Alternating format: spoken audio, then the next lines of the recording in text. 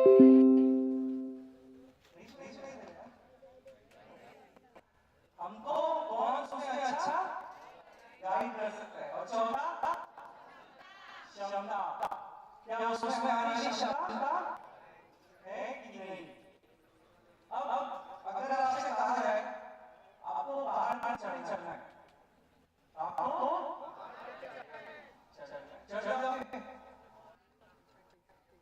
क्षमता के हिसाब से? इसमें ऊंचाई पे डिपेंड करता है। अच्छा, ऐसी कौन सी चीजें जो आपको पता होनी चाहिए, आपके पास होनी चाहिए पहाड़ चढ़ने से? क्या क्या होना चाहिए आपके पास? हिम्मत और एनर्जी और हेल्थ भी होना चाहिए। और पीछे जो बच्चे हैं अभी, आप लोग बताओ, अगर आप लोग पहाड़ पे चढ़ना है, क्या क्या आपको पता होना चाहिए, क्या होना चाहिए आपके पास? अच्छा, वहां पे ऑक्सीजन की जरूरत पड़ेगी क्या? Cylinder, good. और हमें ऊंचाई से डर ना लगे, और विश्वास होना चाहिए। क्या बात है, जोरदार। और चाहिए, और क्या होना चाहिए?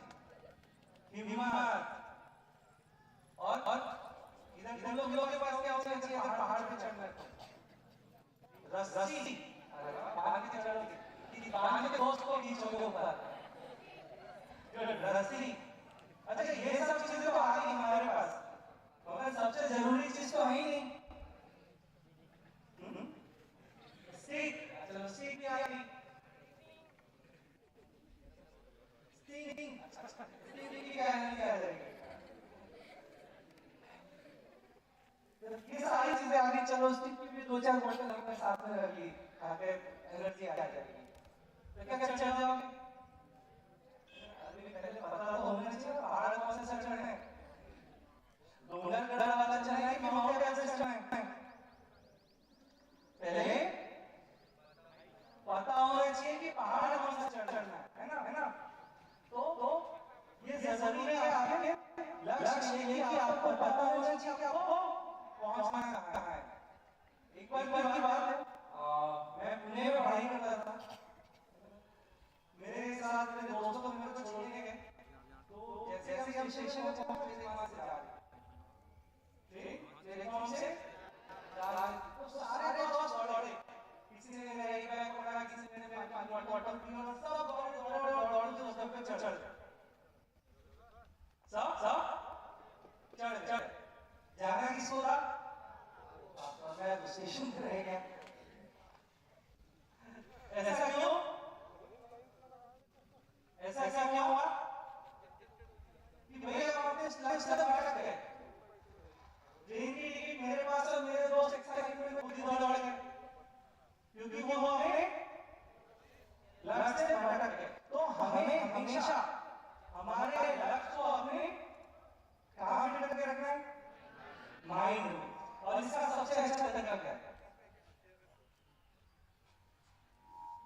एक सबसे अच्छा तरीका तो जो मेरे को लगता है ना, वो अपने दोस्त को बता दो, क्योंकि हर एक दोस्त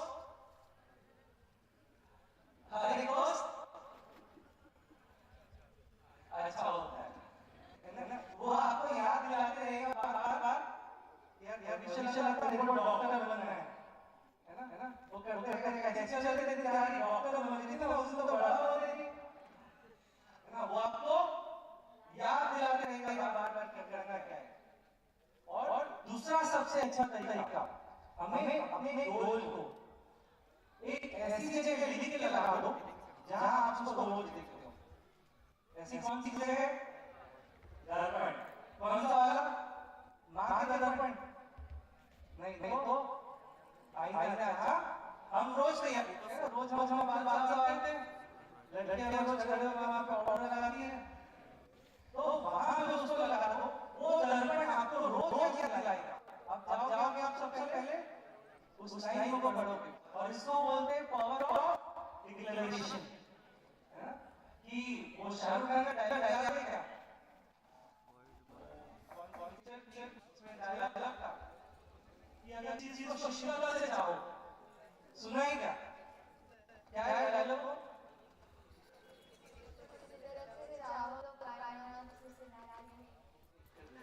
अगर किसी चीज को पूरी कायनात उसे मिलने की कोशिश करती है, तो बस यही इसका वो है। ये उसका सिर्फ एक डायलॉग नहीं था, ये इस दुनिया का बहुत बड़ा सच है कि आप जो चीज चाहोगे ना, जितनी शिद्दत से आप मांगोगे, आपको वो चीज उतनी शिद्दत से मिलेगी। थोड़ा देर से मिलेगी लेकिन मिलेगी। तो इसलिए आपको क्या करना है, चाहना जरूरी है। उसको लिख के रखना है कहाँ पे, जहाँ से उसको आप ज्यादा से ज्यादा देख सको और पढ़ सको। तो ये बात हो गई गोल की। हमने क्या क्या देखा, गोल गोल कैसा होना चाहिए, स्मार्ट। स्मार्ट मतलब ऐसे स्पष्ट, एम से जिसे मापा जा सके, ए से जिसे पाया जा सके, अचीवेबल, आर से जो संभव हो सके, और टी से समय। स्मार्ट होना चाहिए। अच्छा, हमारे लक्ष्य को तय करने में हमको किन बातों का ध्यान रखना चाहिए, किन बातों का ध्यान रखना चाहिए, चार चीजें हमने देखी। क्या क्या, रुचि और अवसर और गाइडेंस और क्षमता। अब ये चारों चीजों को ध्यान में रखे हमें हमारा लक्ष्य निर्धारण करना चाहिए। अच्छा, इन सब में आपको कहीं दिक्कत हो ना कि यार समझ में नहीं आ रहा मैं क्या करूं, तो आपको किससे पूछना चाहिए, दोस्त को इस कंडीशन में गलती बताएगा, है ना, आपके टीचर से, है ना, किससे समझिए, जाके टीचर से। और मेरा यकीन मानिए कि आपके सारे टीचर होते हैं कि आप भविष्य में बहुत अच्छा करें और वो आपको बहुत सही मार्गदर्शन देंगे। तो जब भी आपको कोई समस्या हो तो आप किससे पूछेंगे, आपको अपना लक्ष्य कैसे सेट करना है, किससे पूछेंगे, टीचर। अभी तक के इसमें किसी को कोई डाउट, किसी के मन में कोई सवाल,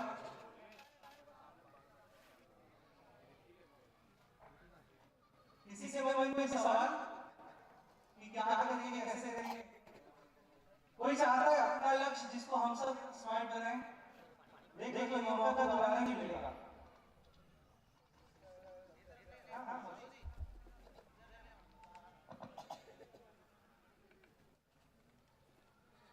चलिए, जय श्री राम, जय श्री राम, जय माता दी। कोई जो चाहता है कि हम उसके लक्ष्य में स्मार्ट बनाएं, बोलो क्या है आपका लक्ष्य, क्या बनना चाहते हो?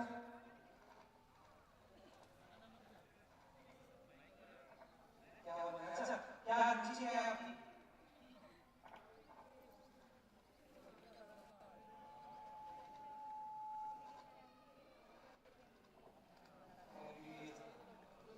बहुत अच्छी। आपकी रुचि ज्यादा किसमें है?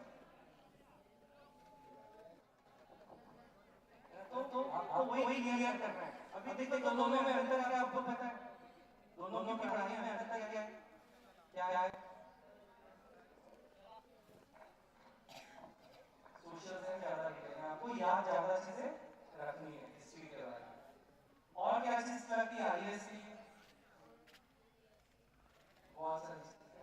अभी आपने 11th में क्या लिया, बायोलॉजी। तो बायो लिया तो आधा तो आपने चल लिया, है ना। अभी आपको अगर आपकी रुचि है ना, आप दोनों भी कर सकते हो, है ना। आप डॉक्टर बन जाओ और डॉक्टर के बाद आईएएस। तो आगे हमारे पास एग्जांपल भी है, अभी बहुत रिसेंट एक डॉक्टर भी जिसने आईएएस की एग्जाम भी क्लियर की है। तो हम जो चाहे वो कर सकते हैं, रास्ता है। बस हमें करने की क्या जरूरत है, आज एक छोटा सा कदम अपने लक्ष्य की ओर बढ़ाना है। आप लोग टीजीएसएफआई कर सकते हैं, सब क्या आधे लोग नहीं जानते क्या, कौन टीजीएसएफआई और मनाने गए, है ना। तो क्या वो हमेशा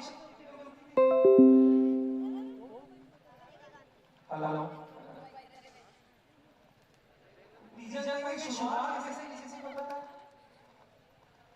है? कैसे की उन्होंने शुरुआत एक जन सड़क किनारे खड़े होकर की थी।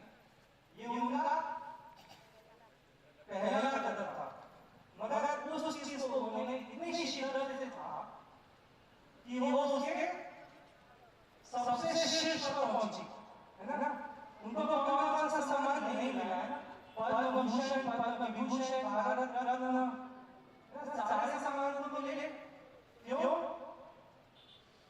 क्यों मिले?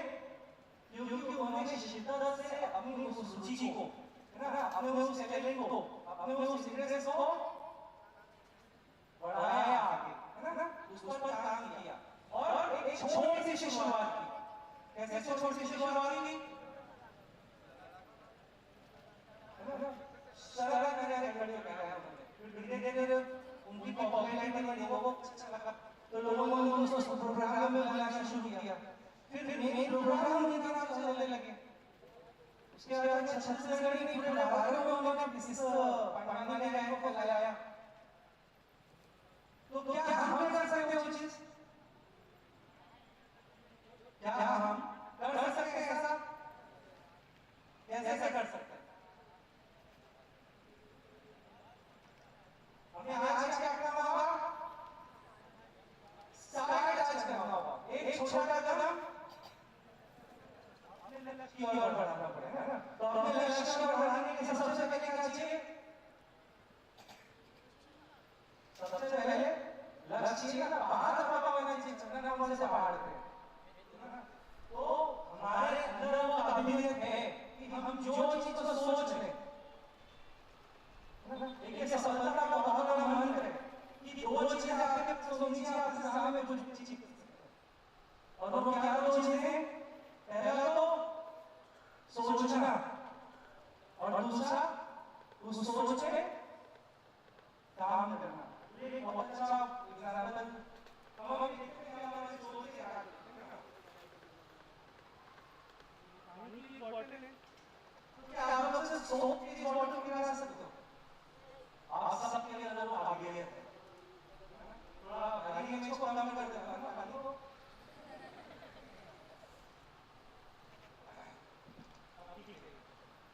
अभी बॉटल को यहाँ रख देता हूँ, और कोई आएगा, कोई एक जवाब सामने, एक लड़की और एक कोई भी, अच्छा क्या होगा? गुड, एक बार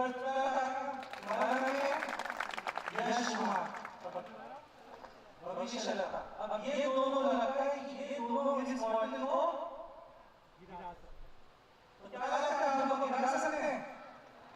बिना छुए, बिना हाथ लगाए गिरा नहीं दे सकते। ये दोनों गिरा सकते हैं, है ना? तो तुम यहाँ खड़े हो जाओ, पीछे आ जाओ, तुम भी आ जाओ। अब तुम दोनों को करना ये है ना, सबसे पहले तो सोच लो कि तुमसे सोच के इस बॉटल को गिरा सकते हैं, ठीक है? सोच लिया। अभी हम सबके दिमाग में वो ताकत है कि हम जो सोच ले ना वो कर सकते हैं, मानते सब? तो 30 सेकंड में आप देखना, 30 सेकंड में ये दोनों इस बॉटल को गिरा के दिखाएंगे। जय माता दी, जय श्री राम, है ना? अब बॉटल को टच नहीं करना है, आपको सिर्फ उस बॉटल को घूरना है ना? और घूर के सोचना है बॉटल गिर जाए, ठीक है? पूरा ध्यान लगा, दिमाग में कोई दूसरा ख्याल नहीं आना चाहिए, सिर्फ और सिर्फ एक ही ख्याल आपके दिमाग में होना चाहिए। क्या होना चाहिए? बॉटल गिर जाए। तैयार है ना? एक और जोरदार तालियां दोनों के लिए। तो आप दोनों पूरे ध्यान, है ना, पूरे कंसंट्रेशन के साथ में उस बॉटल को देखो। 30 सेकंड, बस हमको 30 सेकंड लगेगा और ये बॉटल इसके ऊपर से गिर जाए। दिमाग में कोई और दूसरा ख्याल मत लाओ, सिर्फ और सिर्फ, है ना? आप लोग भी कोशिश कर सकते हैं, लगाओ इशारा, सिर्फ सोचना है कि बॉटल गिर जाए। मेरे को पानी भी हल्का हुआ दिखने लगा है। देख रहे हो सोच की ताकत, बिल्कुल आप लोग कर सकते हो। दिमाग में और कुछ मत डालना, आपके अंदर भगवान ने दी है वो शक्ति कि आप उस बात को सोच के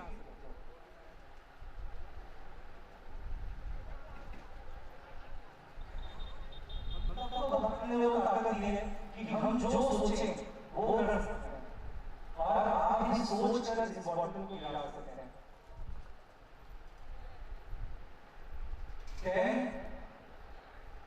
10 9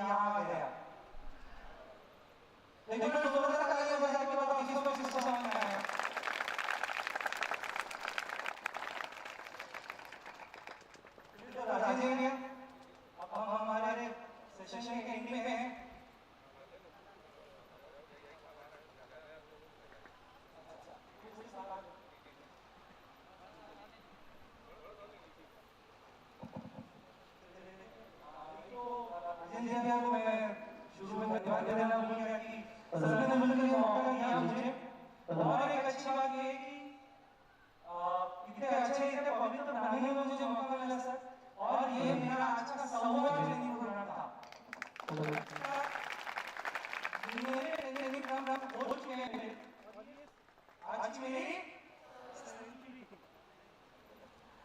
अच्छा सबको एक गुरु बनना चाहिए ना, सबको चाहिए वो सफलता वाला है ना। तो आपको मेरे साथ एक रील बनानी पड़ेगी, ये वीडियो छोटी सी, ठीक है? करो निकल।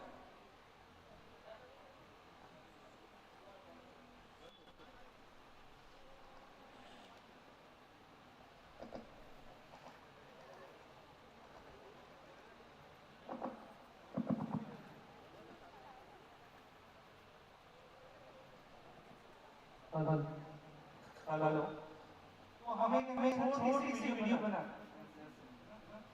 मैं बोलूंगा 99 है ना, आप लोग बोलोगे इट्स अ सेंचुरी। क्या बोलोगे? जोर से वहां पर जानी चाहिए, ठीक है? क्या बोलोगे? इट्स अ सेंचुरी में हाथ उठा के, इट्स अ ओके। मैं बोलूंगा 99 रेडी सब, डायरेक्ट रिकॉर्ड करने के लिए रिहर्सल करनी है, रिहर्सल करनी है। अच्छा चलो एक बार करते हैं। 99 ठीक है, ओके। अब ये वीडियो बना रहे हैं 99 सेंचुरी। यस, तो थैंक यू वेरी मच। आप लोगों का बहुत बहुत शुक्रिया। मैं हर अपने इंटरव्यू प्रोग्राम में ऐसी एक यादगार लेके जाता हूँ। तो अब मेरे पास आप सबकी यादगार है कि मेरे 100 प्रोग्राम में आप सब मेरे साथ थे। तो अब बात करते हैं हमें उस गुरु मंत्र, किसको चाहिए? चलो, तो मेरे पीछे पीछे आप लोग बोलना है ना? गिर तो क्या हुआ? पीछे में सब बच्चे बोलेंगे है ना? गिर गया तो क्या हुआ? गिर गया तो क्या हुआ? गिरता ही है जो चलता है, वही गिरेगा जो चलेगा। जो आदमी आराम से पलंग में सो रहे हैं, दो दोस्त अभी वो कर सकते हैं क्या? नहीं। तो गिर गया तो क्या हुआ? गिरता ही है जो चलता है। बस इतना साथ कुछ करना है, जोर से, बस इतना साथ कुछ करना है कि घर से चल रहा है ना? एकदम इजी। क्या इजी है? मेहनत करते रहना है। कभी हम थोड़े से नए गए तो उठ कर फिर से चलना है। बहुत सिंपल, ठीक है? सबसे याद हो गया। तो जब भी आपको लगे ना कि भाई अब नहीं हो रहा मेरे से, इतनी मेहनत कर नंबर तो आ ही नहीं रहे, तो बस ये चार लाइनों को दोहरा लेना। आपके अंदर वो आत्मविश्वास फिर से आ जाएगा।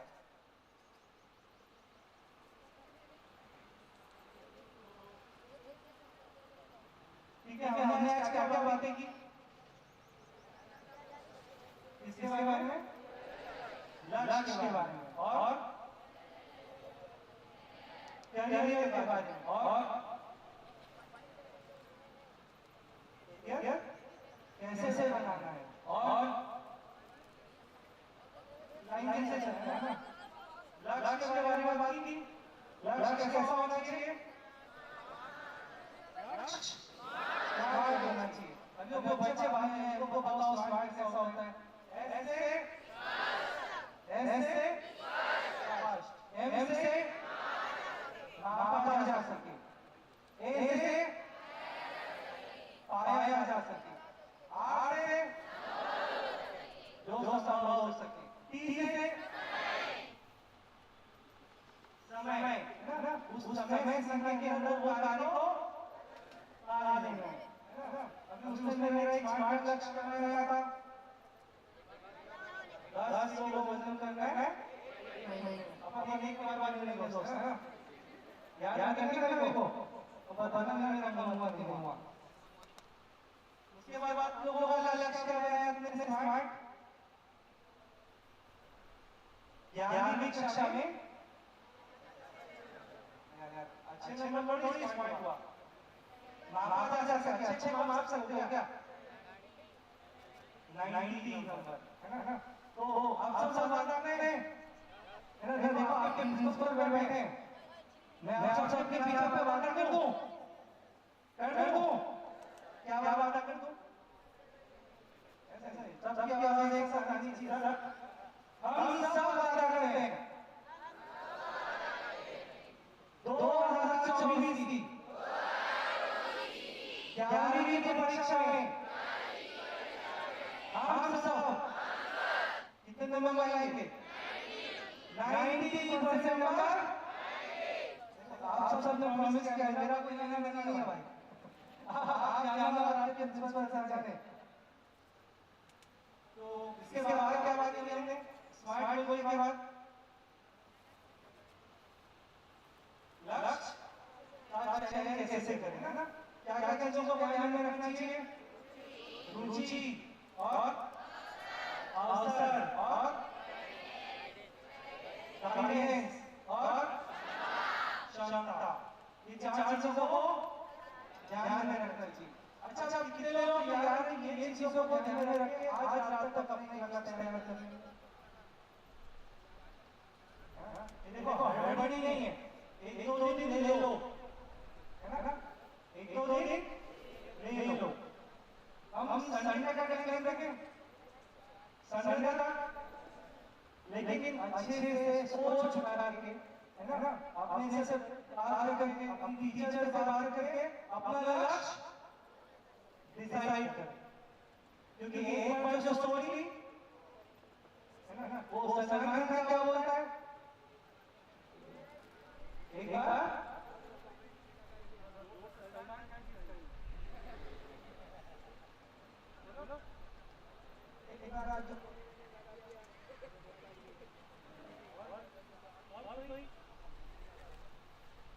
बार जो मैंने कमिटमेंट कर दी, उसके बाद मैं अपने आप की नहीं सुनता, है ना? तो एक बार जो कमिटमेंट कर लिया, एक बार जो गोल सेटिंग कर लिया, वो कर दिया, उसके बाद उससे मुड़ना नहीं है, एकदम सलमान खान टाइप में। अच्छे से सोच समझ के अपना लक्ष्य तय करें। जब लक्ष्य तय कर लिया, उसके बाद एक इंपॉर्टेंट चीज और बच जाती है, टाइम मैनेजमेंट। ऐसा होता है ना, हमारे पास समय नहीं बचता, होता है सबके साथ होता है क्या? समय की दिक्कत, है ना? वो समय एकदम स्पीड से निकल जाता है, दिन भर पढ़ने के लिए तो समय ही नहीं बचता। होता है क्या? होता है। हाँ, तो क्या कर सकते हो उसके लिए हम? उसके लिए हमको जरूरत है हमारा टाइम टेबल बनाने की। क्या कितने बच्चे जिनका टाइम टेबल बना हुआ है? अरे वाह, स्कूल में नहीं, घर का। हमने घर में क्यों टाइम टेबल बनाया है? तो स्कूल का टाइम टेबल तो फिक्स है ना? प्रिंसिपल से बनवा दिया। अभी भी हमने हमारे घर में क्यों टाइम टेबल बना के रखा है? ये बच्चों ने जोरदार तालियां बच्चों के लिए। क्यों जरूरी है घर में हमारा टाइम टेबल होना? क्यों जरूरी है? ताकि हम हमारे समय को अच्छे से यूज कर सकें। देखिए, आप जब टाइम टेबल बना के देखेंगे ना, तो आपके पास में हर चीज का टाइम टेबल आएगा। आपके पास पढ़ने के लिए टाइम रहेगा, आपके पास अपने माँ बाप की मदद करने के लिए समय रहेगा, आपके पास चीजें देखने के लिए समय रहेगा, आपके पास दोस्तों के साथ खेलने के लिए समय रहेगा। बस जरूरत है टाइम टेबल बना के उसको प्लान करने की। तो कितने लोगों ने टाइम टेबल बनाने के बारे में सोचा है? तो आज टाइम टेबल बनाने वाला है अपना? टाइम टेबल तो हमारा सब लक्ष्य के लिए 2 दिन ले लो, है ना? तो कौन कौन आज जाके अपना टाइम टेबल बनाएगा? देखो, क्या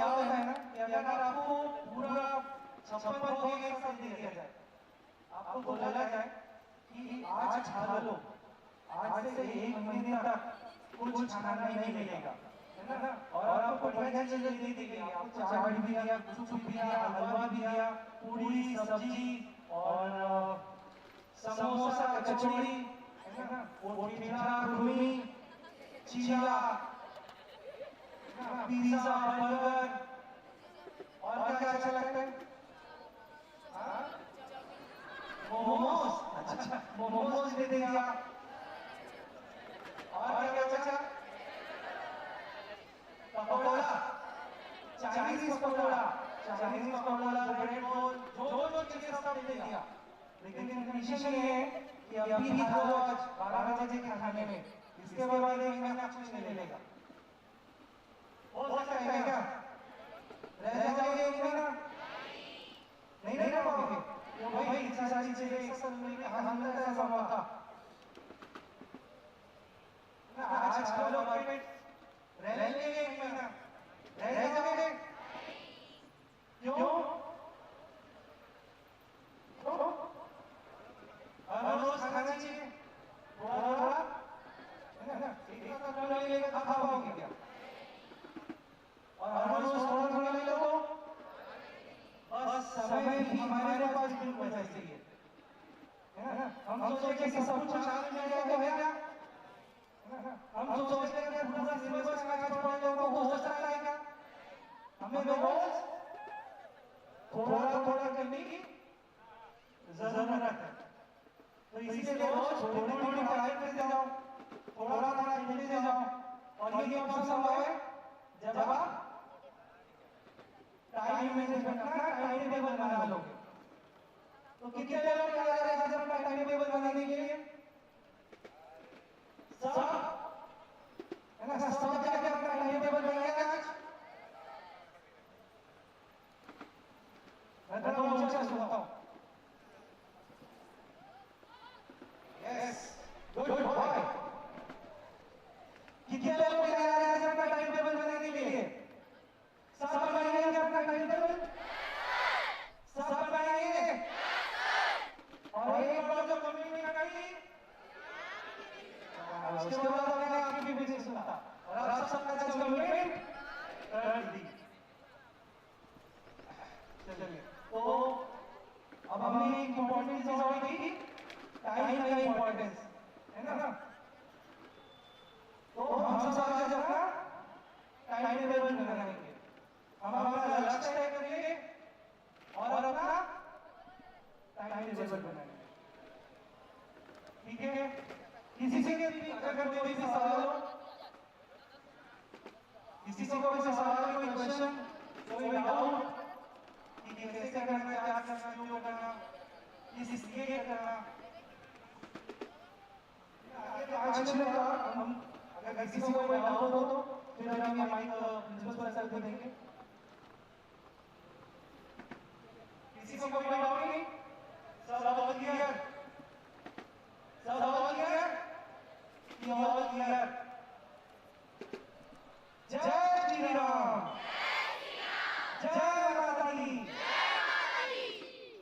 तो बस आखिर में एक बार 4 लाइन वापस बोलेंगे और फिर ये माइक प्रिंसिपल सर को देंगे, ठीक है। इसको याद होगी वो 4 line.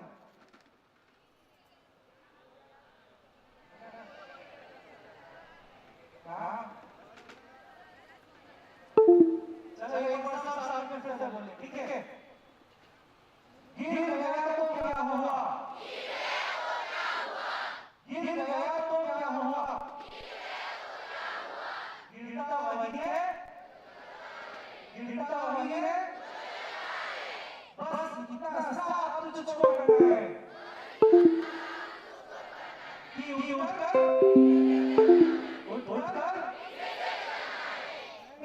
Thank you so much.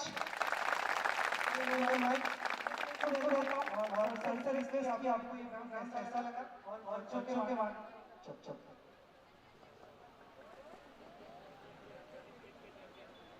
अभी हमारे बीच में दूर से आए हुए स्पीकर भैया प्रणय महेश्वरी जी बहुत ही अच्छी जानकारी आपको दे हमें अपना गोल कैसे प्राप्त करना है, कैसे प्राप्त करना है उस संबंध में, और टाइम मैनेजमेंट, लक्ष्य की भी टाइम मैनेजमेंट। मैं अपने स्टूडेंट्स को जब भी मैं क्लास लेता हूँ कुछ बातें बताता हूँ, और इसमें बहुत सारे बच्चे अभी बैठे हैं, एमएस वाले तो अभी आएंगे, लाइन पर हैं, 11th में गए हुए हैं जो बच्चे, वो 10th पार कर चुके हैं। तो यहाँ पर बैठे अधिकांश बच्चों को मैंने ये कहा है कि पढ़ने के लिए हम टाइम मैनेजमेंट की तो बात करते हैं, हम टाइम टेबल बना लें कि कितने बजे पढ़ेंगे, कितने बजे खाना खाएंगे, कितने बजे सोएंगे, कितने बजे उठेंगे। पर मैंने जो सुना है और जो मैंने किया है, और मैं एक बात बताना चाहता हूँ, मैंने अपने स्टूडेंट लाइफ की बात बताना चाहता हूँ। मेरे लिए पढ़ने का कोई टाइम ही नहीं था, सोने का कोई टाइम नहीं था। एक छोटी घड़ी आती थी, और छोटी घड़ी भी थी वो भी जब नींद खुली रात में, तो चाहे 2 बजे रहे चाहे 4 बजे रहे, पढ़ना शुरू। और जब नींद बहुत आई, 2 घंटा पढ़ लिया और नींद फिर से सताने लगी, तो फिर से सो गए। और जब फिर से नींद खुली 2 घंटे बाद, तो फिर से पढ़ाई शुरू। भले वो 6 बजे उठ रहे हैं कि हम 8 बजे उठ रहे हैं, और फिर से हमारे पास टाइम है तो फिर से पढ़ाई शुरू। हमारे पास स्कूल जाने के लिए अभी 2 घंटा है। मुझे कुछ ऐसे स्टूडेंट्स मिले जो आज सीए हैं, उन्होंने उनके बालक ने कहा, उसकी मम्मी ने बात बताई, मेरा बच्चा दिल्ली में सीए की तैयारी कर रहा है सर। सरदार जी उन्होंने कहा कि मेरा बच्चा दिल्ली में सीए की तैयारी कर रहा है, तो वो करता क्या है वो बता रही हूँ। मैडम बोलती थी, और मैं अपने बच्चों को मैं इस कहानी को शेयर कर चुका हूँ, फिर से आज वो कहानी शेयर करता हूँ। वो कहती कि मैं उसकी दाढ़ी बढ़ी हुई है, कपड़े गंदे हैं, नहाता नहीं है, 2 दिन 3 दिन नहाता नहीं है, सोता नहीं है, खाता है तो खाते खाते पढ़ते रहता है टेबल पर, टेबल में ही अपनी भोजन को रख देता है। अरे सो जाना बेटा, तो सो लूंगा ना भाई, पूरी जिंदगी भर सोना है मुझे, सो लूंगा, 5 साल तक नहीं सोऊंगा तो क्या फर्क पड़ेगा। तो वो जब नींद आती थोड़ी बहुत सो जाते हैं, उसके उठते हैं और फिर से पढ़ाई जाते हैं। तो पढ़ाई के लिए ये 5 साल का जो आपको टारगेट दिया गया है, इस 5 साल आप पढ़ना लिखना शुरू करो, खूब पढ़ाई करो, खूब पढ़ाई करो, खाने पीने में ध्यान मत दो। हमारे एक साहब कहा करते थे, उनकी लड़की इंजीनियरिंग कर रही थी, तो इंजीनियरिंग करते वहां पर हॉस्टल में जब लड़की रहती थी, तो वो करते थे, पापा यहाँ खाते हैं, खाना देते हैं, कोई ठिकाना नहीं पड़ता, स्वाद नहीं आता, वो नशा ज्यादा होता है, झोर झोर, कोई टेस्ट नहीं आता, मैं नहीं रहूंगी। तो एक बार कहा करता था फोन से अपनी बेटी को, तू खाने के लिए नहीं गई है बेटी, तू पढ़ने के लिए गई है, 4 साल पेट भर लेना, 4 साल केवल पेट भर ले, खाने पे ध्यान मत दे, और 4 साल बाद तू निकलेगी तो एक बड़ी इंजीनियर बनेगी, और इंजीनियर बनेगी ना तो तुम्हारे पास पैसे ही पैसे होंगे, जो तू खाना चाहती है मंगा खाना बनाने की भी जरूरत नहीं पड़ेगी। और मैं वो सीए की जो तैयारी कर रहा था, उस लड़के वो कहता था अपनी मम्मी को, माँ मेरा कपड़ा गंदा है, उसका क्या हुआ, मेरा कपड़ा गंदा है तो क्या हुआ? कौन देखता है? कौन सा मुझे घूमने जाना है? और माँ, आज मैं गंदा कपड़ा भी, यदि मैं ये कपड़ा नहाऊंगा, रोज का नहाऊंगा, तो 20 मिनट, आधा घंटा लगेगा। आधा घंटा मैं क्यों वेस्ट करूंगा? 4 दिन में मेरे 2 घंटे वेस्ट हो रहे हैं। 4 दिन में मेरे 2 घंटे वेस्ट हो रहे हैं। मैं क्यों अपना समय बर्बाद करूं? मैं दिल्ली में आया हूं, आपका पैसा खर्चा हो रहा है, तो मैं ये आपके पैसे को बर्बाद करने के लिए नहीं आया हूँ। ये पैसा मैं आपको कमा के देने के लिए आया हूँ। मैं पढ़ने के लिए आया हूँ तो सिर्फ और सिर्फ पढ़ूंगा। मैं खाने पीने और सोने के लिए नहीं आया हूँ दिल्ली। आपकी मेहनत का पैसा है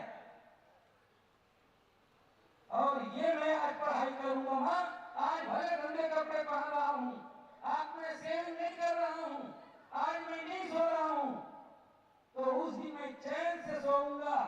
जिस दिन मैं सीए बन जाऊंगा, मैं एक कपड़ा धोने के लिए नौकरानी रखूंगा, एक खाना बनाने के लिए नौकरानी रखूंगा, एक झाड़ू पोछा करने के लिए नौकरानी रखूंगा। मेरे पास तो 1 2 3 4 5 6 नौकर होंगे ना, और मुझे काम करने की जरूरत नहीं होगी। और मेरे जो असिस्टेंट रहेंगे वो लोग काम करेंगे, मैं केवल उनको गाइड करूंगा और मैं सोऊंगा उस दिन। मैं उस दिन सोऊंगा। लेकिन मैं आज सोने के लिए दिल्ली नहीं आया हूँ, ना मैं खाने के लिए दिल्ली आया हूँ, न मैं घूमने के लिए दिल्ली आया हूँ। मैं तो केवल और केवल पढ़ाई करने के लिए दिल्ली आया हूँ। इसलिए मुझे आज आप आए हो, रहो, एक दिन रहो, 1 घंटा रहो, और आप लोगों को प्रणाम, आप लोग चले जाइए।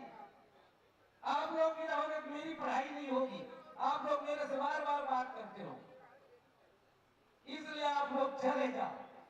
क्या उनकी, और आज वो लड़का सीए है, सीए बन चुका है।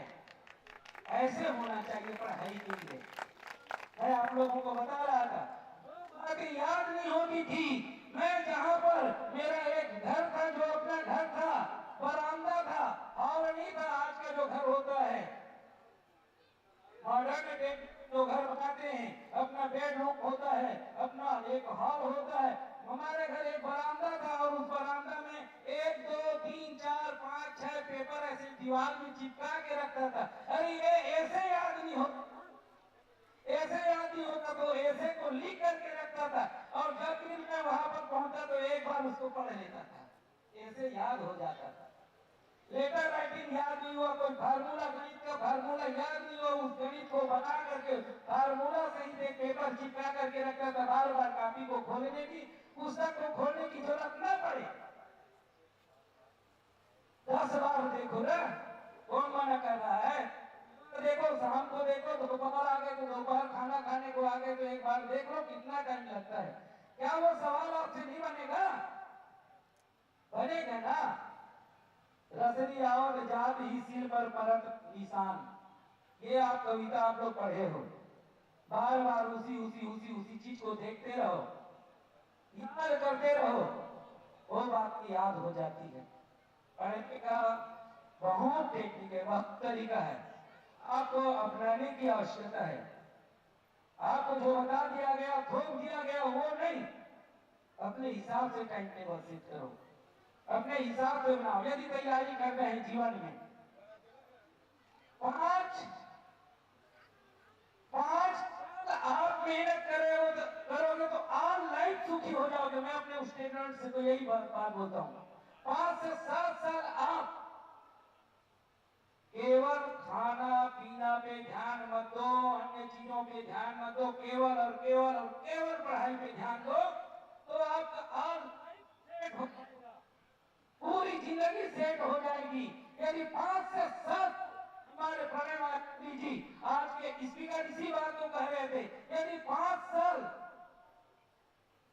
आप खाने में ध्यान दोगे, सोने में ध्यान दोगे, लड़ाई मेला तीज त्योहार में ध्यान दोगे, रिश्तेदारी शादी ब्याह में जाना आप ध्यान दोगे, तो पूरी लाइफ अपसेट हो जाएगी। और जिनकी लाइफ सेटेड है उनको देखकर बाद में फीलिंग होगी, बाद में दुख होगा कि काश मैंने भी वही तैयारी किया होता, मेरे भी गुरुजी बताए थे, लेकिन मैंने ये सब नहीं किया। और आज ये सब सारी चीजें देखने को मिलती है। इसलिए हमारे आज के स्पीकर प्रणय महास्वामी जी बहुत अच्छी जानकारी दिए हैं। उस गोल को प्राप्त करने के लिए क्या कर सकते हो, अपना लक्ष्य तैयार करो। आज ही क्या कर सकते, महास्वामी जी ने बहुत अच्छी बात कही, कम से कम एक सप्ताह में जानकारी लेकर के पाला से, दोस्तों से, अपने मित्रों से बात करके, रिश्तेदारों से जो जानते हैं उनसे बात करके अपने लक्ष्य से करो। और फिर वही सम्मान की बात मैं भी करता हूँ जो महास्वामी जी ने बात कही, फिर पीछे मुड़ करके मत देखना।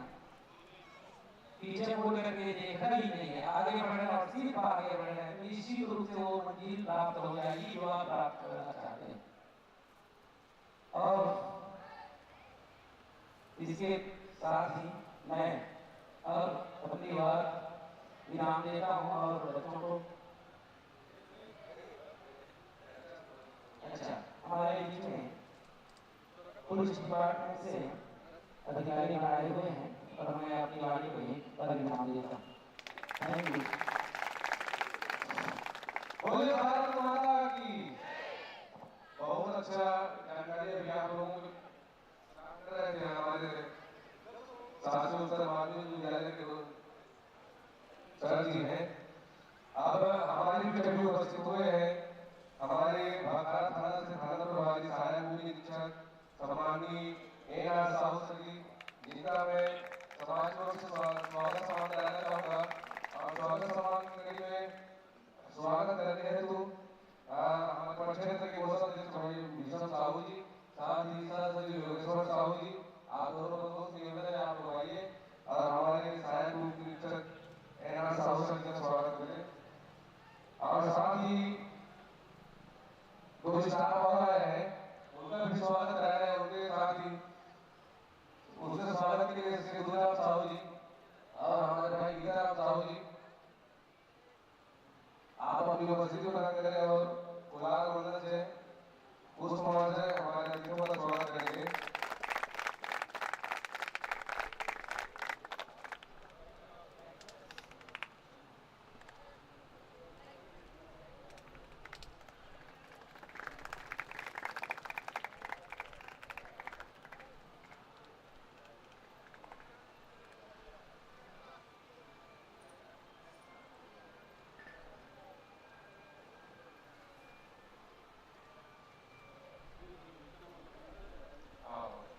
साथ ही थाना भखारा से हमारे जो स्टाफ मैडम जी हैं उनके स्वागत के लिए हमारे दो स्कूली बच्चे भविष्य था, आप दो जने आ जाइए, मैडम जी का स्वागत कर लीजिए।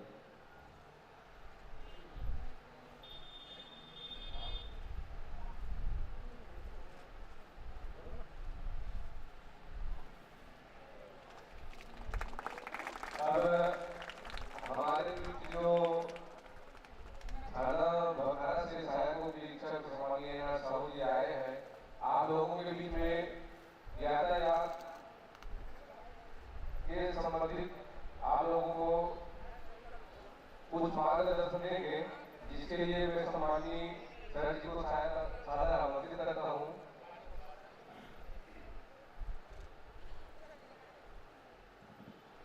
जय हिंद। जय हिंद। जोर से बोलेंगे। मुझे तो यहाँ सुनने के लिए बुलाया गया था कि माइक पकड़ा दिया गया। ठीक है, आप लोगों का केरियर गाइडेंस के रूप में बहुत सारे वक्ताओं ने आप सभी को अपना वक्तव्य दिए हैं। कुछ बातें इस विषय पर मैं भी कहना चाहता हूँ। यातायात के बारे में बात कर रहा हूँ। पहले आप ये बताएंगे पुलिस विभाग की नौकरी किसको किसको पसंद है, हाथ उठाएंगे बस। बाकी लोगों को क्यों पसंद नहीं है, चलिए बताइए क्यों पसंद नहीं है। कोई बोलेगा? आज बोलिए बोलिए क्यों पसंद नहीं है? समाज के पुलिस वाले हैं, डरना नहीं। आज बहुत समाज के बच्चे हैं। आज आज आप देखेंगे छोटा सा भी प्रोग्राम होता है कहीं पर भी, तो भी पुलिस वालों की जरूरत पड़ती है। किस लिए पड़ती है? कानून व्यवस्था के लिए। कोई उपद्रवी आ ना जाए हमारे बीच में और हमारा कार्यक्रम में कोई व्यवधान उत्पन्न ना हो, पड़ती है ना। तो आपकी आवश्यकता तो हर जगह पड़ती है, क्यों पुलिस वाले नहीं बनना चाहते हैं? बताइए, क्यों नहीं बनना चाहते हैं? रात दिन ड्यूटी करना पड़ता है इसलिए। क्यों नहीं बनना चाहेंगे? कौन कौन बनना चाहेगा बताइए? पुलिस वाले कौन कौन बनेंगे? बस अभी भी बस चलो आगे बताता हूँ। चलिए, जो पुलिस विभाग में अपना सेवा लेना चाहते हैं उनके लिए मैं थोड़ा सा बता देता हूँ। आपके अन्य वक्ताओं ने आपसे सर बहुत सारे बातें बताई हैं आप लोगों को, कैसे कैसे आपको नहीं सुना हूँ। लेकिन आप अभी से अगर कोई अपना उद्देश्य से बना कर चलना चाहते हैं, कोई डॉक्टर बनना चाहता है, कोई इंजीनियर बनना चाहता है, ध्यान से मेरे बच्चे लोग आपस में बात करेंगे और छोटे-छोटे बच्चे हैं, बातों को ध्यान से सुनिए। आप जो भी बनना चाहेंगे उसके लिए आपको अभी से ही आपको अपना उद्देश्य अपना एम बना के चलना पड़ेगा। मुझे डॉक्टर बनना है, या मुझे इंजीनियर बनना है, या मुझे प्रोफेसर बनना है, या मुझे IAS बनना है, IPS बनना है, जो भी बनना हो, ठीक है? क्या करना है उसके लिए? आपको अभी से ही अपना उद्देश्य बनकर चलना होगा। ये ऐसा है कि सब घर आजकल सबके माता पिता आप सभी को मोबाइल दे रहे हैं, सब घर आ जाते हैं, पढ़ते हैं और मोबाइल पे जुड़ जाते हैं। तो आप मोबाइल को ज्यादा से ज्यादा उपयोग करना बंद करें, जितना काम करेंगे उतना बात करें और रखें। ज्यादा भाई आप समझ दोगे आप बाकी नहीं दे पाएंगे। पुलिस विभाग में अगर भर्ती होना चाहते हैं तो मैं बताता हूँ, हमारे विभाग में पहले सिपाही की भर्ती होता है। किसमें होता है? सिपाही की भर्ती होता है। वो कॉन्फरेंस लेते जाता है। उसके बाद डायरेक्ट भर्ती होता है हमारे सब इंस्पेक्टर में। इसमें सब इंस्पेक्टर, उसको क्या कहते हैं? वो निरीक्षक। वो डायरेक्ट 2 घंटा लगा जाता है, ठीक है? समझ में आ गया? उसके बाद आगे जो भर्ती होता है वो DSP में, ठीक है? वो DSP पास करके आता है। ठीक है, बताया? एक चौथा लेवल है और सीधा IPS में भर्ती होता है। एक चौथा लेवल पुलिस विभाग का। अगर आप किसी को ठीक है बड़ा उद्देश्य साधना कर चलेंगे तभी आप अपने उद्देश्य में सफल होंगे, ठीक है? तो आपको अभी से क्या इंजीनियर करना है, डॉक्टर बनना है, ठीक करना है, इंजीनियर करना है, जो भी बनना हो आपको अभी से अपना उद्देश्य साधना कर चलना होगा। ये समय आपको करवाने का नहीं है। अब अगर नहीं आप सहयोग नहीं करना है, आपको सहयोग नहीं करना है घर में, आप सहयोग के साथ आपको अपने उद्देश्य को हासिल करने के लिए क्या करना है? अधिक से अधिक मेहनत करना है, ध्यान देना है, ठीक है? ठीक। एक बात पुलिस में आप लोग का नहीं है, मैं बताता हूँ कि रीति कैसे क्यों नहीं है। आप लोग देखते होंगे हर जगह पुलिस वाले कहीं खड़े हैं, कहीं और कर रहे हैं, तो उधर भाग रहे हैं, उधर भाग रहे हैं। लेकिन आप एक ध्यान देना, आप जो भी आप मोटिवेट बात आ रहे हैं उनकी कोई काम नहीं, ड्रेस नहीं है, ठीक? अगर देखने का बाहर से उनको कोई नहीं जाने का, समझ रहे हैं? लेकिन ये है एक बैठ रहा होगा तो आप जानोगे कि कोई बड़ा हुआ है नहीं है। अगर आप एक भीड़ में एक मतलब कर रहा हो आप अपनी जिम्मेदारी बात ले जाएंगे, सबसे पहले किसके पास आएंगे? मेरे पास आएंगे, है ना? कि वर्दी वाला खड़ा है, हमको तो मदद मिलेगी। सही बोल रहा हूँ? क्यों आएंगे? क्यों आएंगे? दोनों के पास आपकी जिम्मेदारी कौन ले जाएंगे? वहाँ पर आपको मदद करेगा एक पुलिस वाला ही करेगा, ठीक?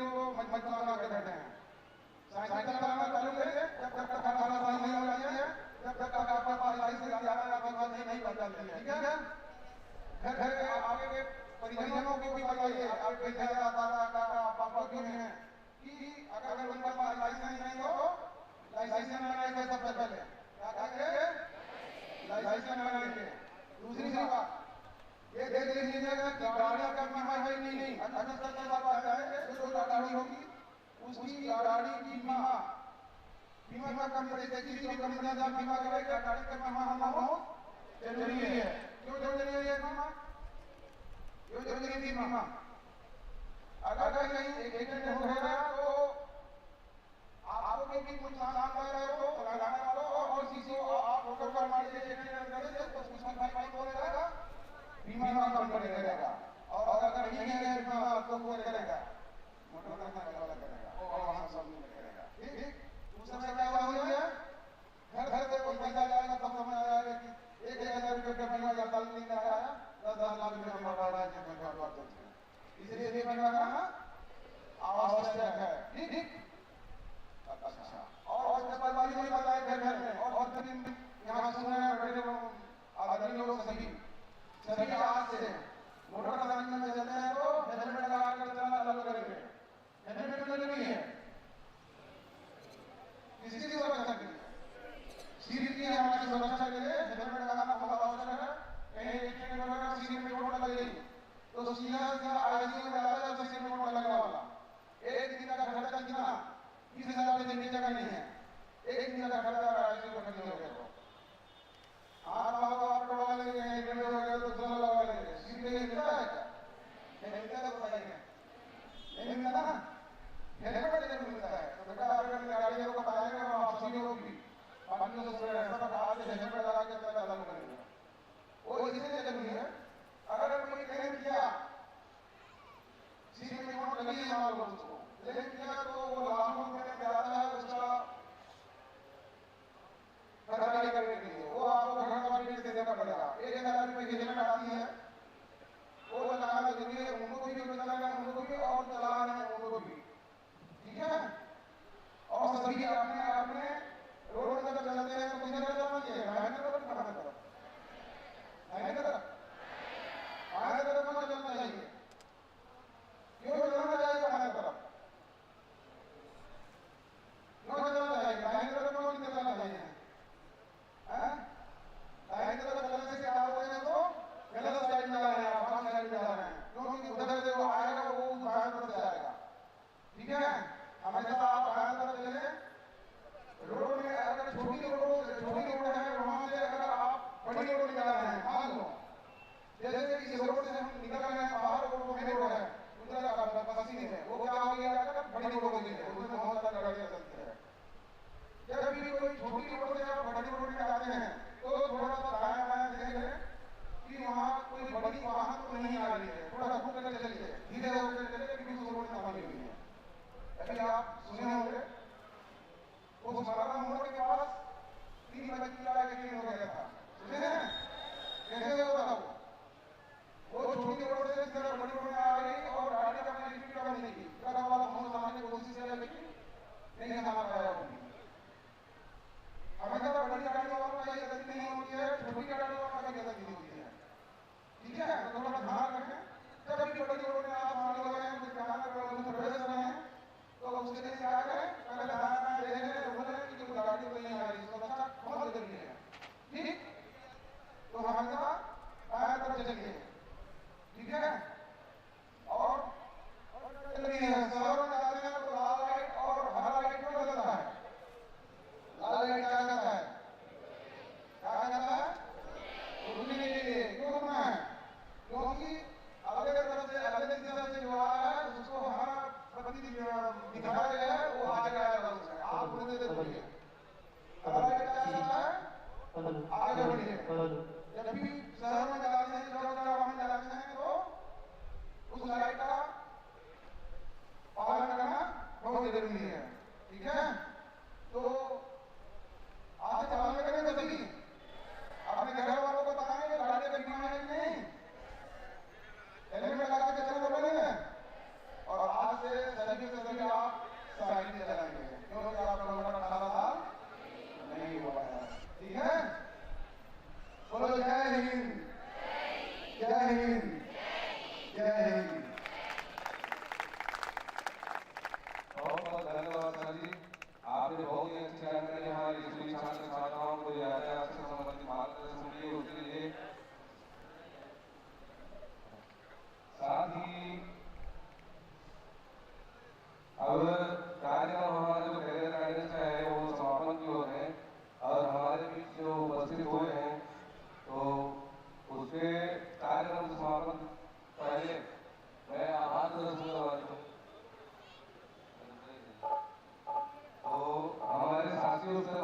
विद्यालय भोजन से आए संबंधित हमारे श्री छात्र से सर जी का सादर से सम्मान विदाई संप्रेषित करना चाहेंगे और विदाई संप्रेषित करने के लिए ग्रामीण सौ समाज भोजन अध्यक्ष सम्मानीय राजाराम साहू जी, सचिव भाई हेमंत साहू जी, आप दोनों महोदय शिविर आप लोग आइए और हमारे रोहित सर जी का सम्मान विदाई संप्रेषित करेंगे।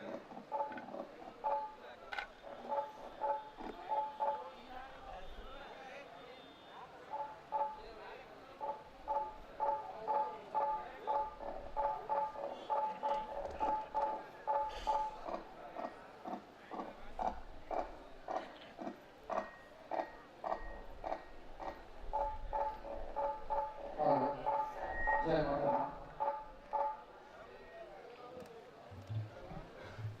आगामी कार्यक्रम हमारा सामाजिक सूची प्रारंभ होने जा रही है, अतः मैं समस्त ग्रामवासियों से सादर निवेदन करता हूँ, हमारे पदाधिकारियों से सादर निवेदन करता हूँ, बाहर से आए हुए समस्त अतिथियों का मैं सादर निवेदन कि आप सब हमारे इस कार्यक्रम में सम्मिलित होने की कृपा करेंगे। और अब हमारा सामाजिक संगोष्ठी का कार्यक्रम शुभारंभ हो रहा है और इस मंच पर संगीत के लिए हमारे बहन हमारी उपस्थित शासकीय उत्तर माध्यमिक विद्यालय रोमा से हम आपका भी सम्मान विदाई संप्रेषित करना चाहेंगे और विदाई संप्रेषित करने के लिए जी उपस्थित हुए हैं। हम आपका भी सम्मान विदाई संप्रेषित करना चाहेंगे और विदाई संप्रेषित करने के लिए हमारे दोनों क्षेत्र के अध्यक्ष भाई मोहनलाल साहू जी और हमारे विधि प्रकोष्ठ के संयोजक विजय एकनाथ साहू जी, आप दोनों मदद निवेदन है कि आप लोग आइए और हमारे साथ सम्मान दीजिएगा।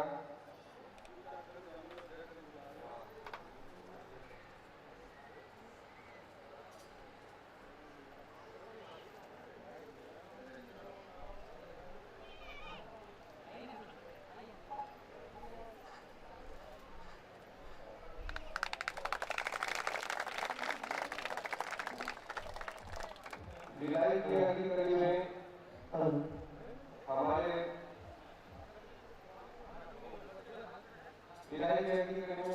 थाना प्रभारी सहायकों के निरीक्षक साहू जी, आपका भी हम सम्मान विदाई संप्रेषित करना चाहेंगे और विदाई संप्रेषित करने के लिए जिला शाखा मंदिर विजय दयाराम साहू जी और भैया मोहनलाल साहू जी अंगारा निवासी अपर क्षेत्रीय सदस्य है और नीलमणि साहू जी आप भी सारा आमंत्रित है।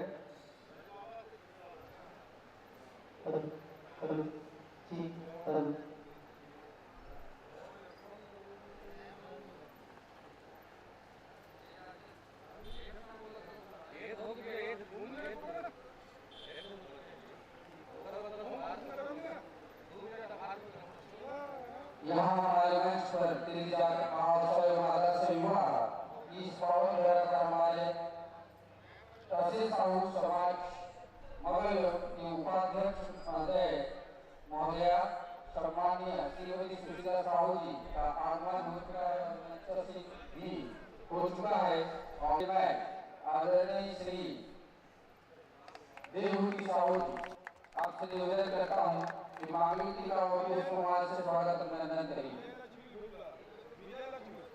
विजय साहू जी आप दोनों सभाओं से निवेदन है कि आप लोग आकर के हमारे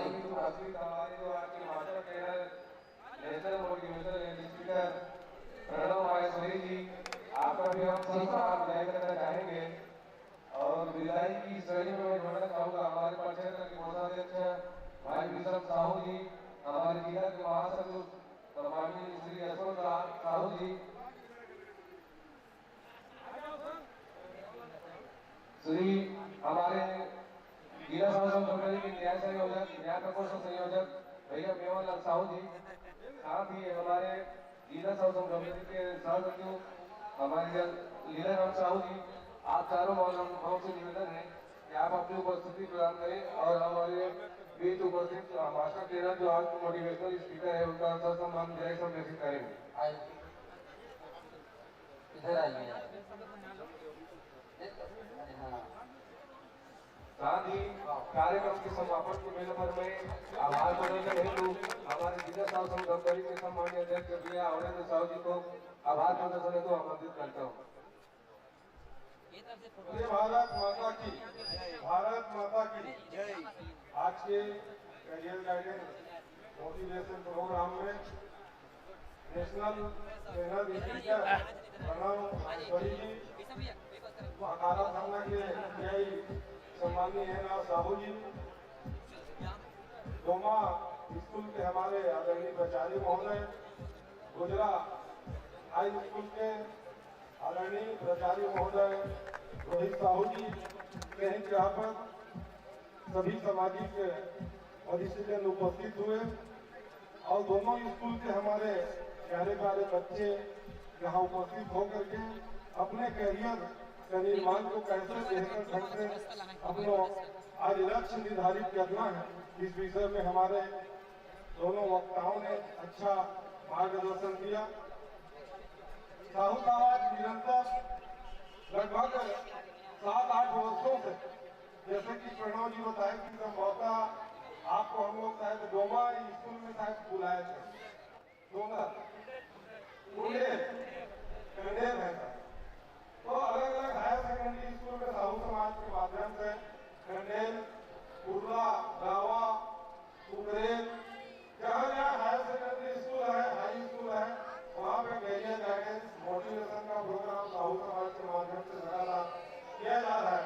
आज मेरी यात्रा आदर्श विवाह के आज विभिन्न कार्यक्रम में आज स्कूली छात्र छात्राओं के मोटिवेशनल के कार्यक्रम आयोजित किया गया है। निश्चित रूप से आज के कार्यक्रम से आप लोग कुछ न कुछ जो बताए हैं उसको अपने जीवन में उतारने का प्रयास करें। निश्चित ही लक्ष्य निर्धारित करेंगे तभी आगे जाकर के आपको सफलता मिलेगा। आप लोग देखते होंगे कि पहले शहर के बच्चे अच्छे अच्छे पोस्ट में जाते थे, ऐसे सुनते थे, और ये निश्चित था कि शहर के बच्चे ही उच्च लेवल पर या जिसके बाद जो आर्थिक रूप से संपन्न रहते थे वही लोग ऊंचे ऊंचे पदों में जाते थे। लेकिन आज ग्रामीण क्षेत्र से भी ऐसे ऐसे प्रतिभा है, संभवतः हमारे मंच में जो टीआई साहब है वो भी मेरे को लगता है कि गाँव से ही जोरदार ताली बजाइए। हमारे समाज के टीआई साहब है, बहुत सारे प्रतिभा है जो एमबीबीएस डॉक्टर हमारे समाज के अलावा अन्य समाज से भी ग्रामीण क्षेत्रों से जुड़ करके आए हैं। कलेक्टर है, आईपीएस अधिकारी है, विदेशों में भी अपनी सेवाएं दे रहे हैं। पड़ोस के गांव देखिए आप अंगारा में जो श्रीराम हॉस्पिटल चलाते हैं, हमारे 4 एमबीबीएस हमारे समाज के 4 विदेशों में भी वैज्ञानिक भी है। ये रावा के एक बच्चे हैं लोकेश साहू जो कोटिया भी के निवासी है, जो नासा से लेकर के विदेश में अपनी वैज्ञानिक भी है। तो अपने लक्ष्य निर्धारित करके चलेंगे तो आगे जाकर के आपको आपके लक्ष्य में आप पीछे नहीं लेंगे। आज के कार्यक्रम में मैं आपका पूरा स्वागत करता हूँ, अभिनंदन करता हूँ। आज आप लोगों ने कीमती समय देकर के हमारे इस कार्यक्रम को सफल बनाया, इसलिए डोमा परिषद और सभी ग्रामीण साहू समाज आप सभी का आभार व्यक्त करते हैं। और वो आप सभी के लिए भोजन की व्यवस्था है, तो आप लोग भोजन प्रसादी ग्रहण करके अपने घर को प्रस्थान करेंगे। बहुत बहुत धन्यवाद। और एक और सूचना है, अभी आपके सामने में रक्तदान का कार्यक्रम चलेगा, जहां 100 यूनिट 101 से भी ज्यादा यूनिट अभी हमारे युवा मातृशक्ति हमारे रक्तदान करेंगे। तो इसमें भी आप लोग अपना भागीदारी निभा सकते हैं। कल आदर्श विवाह का आयोजन किया जाएगा जिसमें 20 जोड़ा का, जिसमें भी आप सभी सपरिवार सादर आमंत्रित हैं। बहुत बहुत धन्यवाद। तो निकाल दो भैया। सभी बच्चे माध्यमिक शाला में भोजन की व्यवस्था है सभी बच्चों के लिए। Hello hello. तो सभी बच्चे भोजन के लिए माध्यमिक शाला में पहुंचेंगे, भोजन करेंगे, उसके बाद ही अपने शहर की ओर प्रस्थान करेंगे। ठीक है? हाँ, तो चलिए सभी चलें।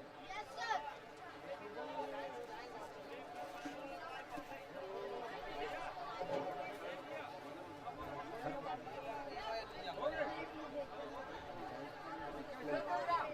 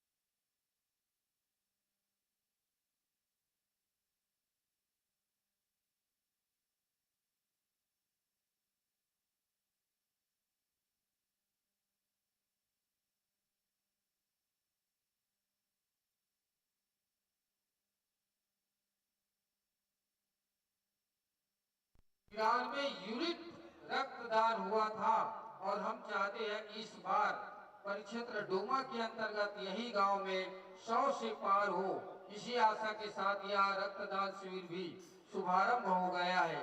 तो हमारे सामाजिक समस्त पदाधिकारियों और स्वजाति भाइयों बहनों से सभी से निवेदन करता हूं कि रक्तदान शिविर में, इस कार्यक्रम में, इस महादान में आप लोग जितना हो सके अधिक से अधिक संख्या में आकर के इसमें भाग लेवे, ताकि आपके एक एक बूंद का लाभ हमारे स्वजाति या सर्व समाज के लोग ले सके।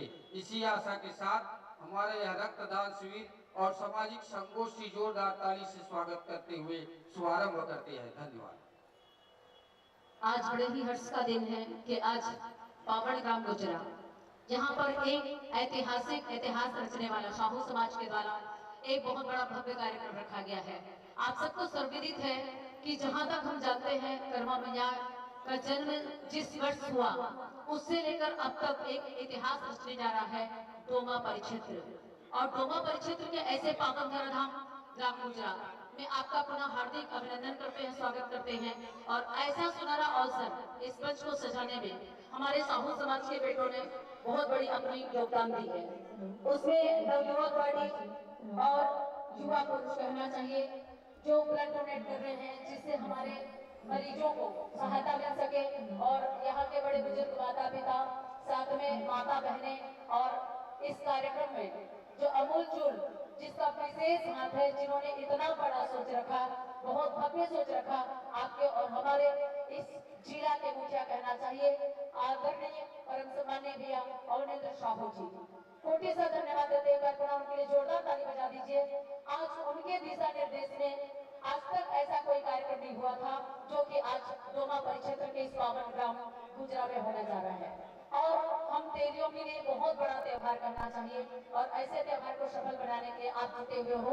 आप सबका सहयोग इस मंच को मिल रहा है और कंटिन्यू लगातार ये दूसरा दिन है।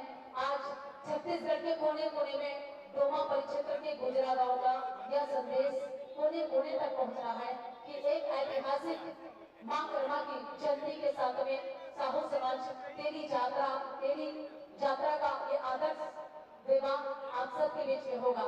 इस आदर्श विवाह को साकार करने के लिए हमारे गांव के बड़े युवक युवती अर्थात बेटा बेटी दो जोड़े में एक युग में बंधेंगे और आदर्श मतलब जो आदर्श और संस्कारों से घिरा हो, ऐसा पावन त्योहार आपके पावन ग्राम गुजरा में मनाने जा रहा है। तो इस कार्यक्रम को शुरुआत करने के लिए मैं सबसे पहले अपने इष्ट के साथियों से निवेदन करना चाहती हूँ। हमारी इष्ट देवी आज हमारे बच्चों को बतानी होती है कि हमारी कुलदेवी कौन है, जिनके वंशज आज हम हैं। और इस मंच पर क्या पूरी छत्तीसगढ़ के कोने कोने में हम जीवन व्यतीत करके अपना विचार व्यक्त कर रहे हैं, किसी भी तीज त्योहार में शामिल हो रहे हैं। इसका सबसे बड़ा श्रेय जाता है हमारी कुलदेवी माँ कर्मा को। तो माँ कर्मा की भजन के साथ में ये कार्यक्रम की शुरुआत होगी। सिर्फ आधे घंटे का कार्यक्रम है और इस कार्यक्रम में आप सभी लोग सहभागिता प्रदान करें और मां कर्मा की भजन के साथ में कार्यक्रम की मानस गोष्ठी की शुरुआत होगी। आप लोग पीछे मत बैठेगा, जितने भी आ रहे हैं आप लोग पहले आए हो तो पहले कुर्सी में आपका स्थान बनना चाहिए। बाद में आने वाले पीछे धीरे धीरे करके बैठेंगे, इससे कार्यक्रम में व्यवधान नहीं होगा। तो समस्त माता बहनों से निवेदन कि आइएगा, मां कर्मा की भजन के साथ में आप सबके बीच में इस कार्यक्रम की शुरुआत होगी। और जो वाद्य कलाकार है उनके साथ में समस्त जनों का परिचय आप सबों से जोड़ दूं। आप सबके बीच में मां कर्मा की भजन लेकर के आ रहे हैं कुमारी नक्कू और बेंचों पर अपने उंगली वादन करेंगे आदरणीय भाई राजू साहू जी। और आप सबके बीच में नाल वादन करने जा रहे हैं रूपराम पटेल जी और अक्टोपेड वादन करेंगे टकेश्वर साहू जी। आदरणीय दीदी बड़ी दीदी झीरम साहू जी कोरस की भूमिका अदा करने जा रहे हैं। तो कुछ क्षण पश्चात मां कर्मा की भजन के साथ में मानस गोष्ठी प्रारंभ होगी। बोलिए भगवान कर्मा की जय।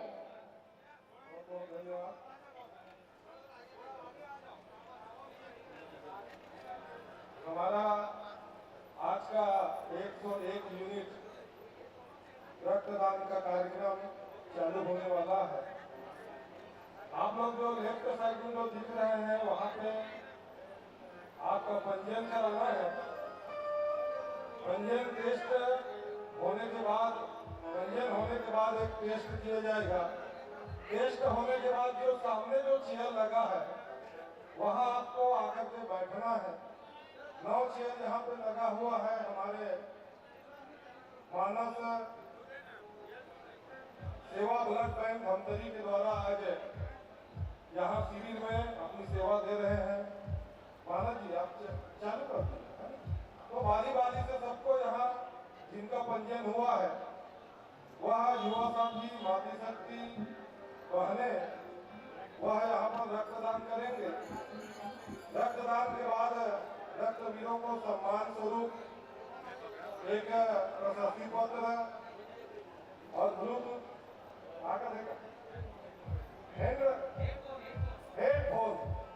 हेडफोन की व्यवस्था उनको सम्मान दिया जाएगा।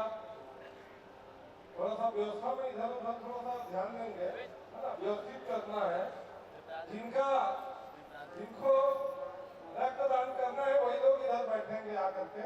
इस बात का आप सभी लोग ध्यान देंगे। और पानी व्यवस्था प्रभारी अपनी व्यवस्था को संचालन करना प्रारंभ करें। बैठक व्यवस्था प्रभारी है वो भी तैनात हो जाएंगे, क्योंकि आज की कार्यक्रम में भीड़ थोड़ा होने वाला है। सुशीला जी, तो आपके भजन संधि आप चालू करें। रेडी है? चलो जयकारा के साथ में बोले भद्र माता कन्या की, समूह समाज की, राजा भक्तिंदाई की, पावन ग्राम गुजरा की। केवल भी रक्तदान करना है, क्योंकि आप सब जो स्टॉल लगे हो में जाकर के अपन पंजीयन करा करके रक्तदान कर सकते हो। और कल आदर्श विवाह होने वाला जो वर वधू सगुन देना है 100 रुपया, 50 रुपया, 500 रुपया, 1000 रुपया 20 जोड़ा वो हमारे दोनों पंचायत के पदाधिकारी से संपर्क करके सगुन के रूप में राशि आप पहुंचा सकते हो।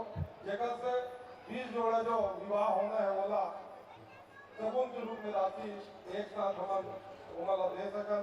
हमारे बीच में आज बहुत सारा पदाधिकारी अपन उपस्थिति दे हैं। आप सबके देवाराम साहू जी, जरूखा जी सहित क्षेत्र के जम्मू पदाधिकारी वरिष्ठ जन सभा है, सबके दोनों क्षेत्र और समस्त ग्रामीण साहू समाज की तरफ से आप सबके हार्दिक वंदन अभिनंदन।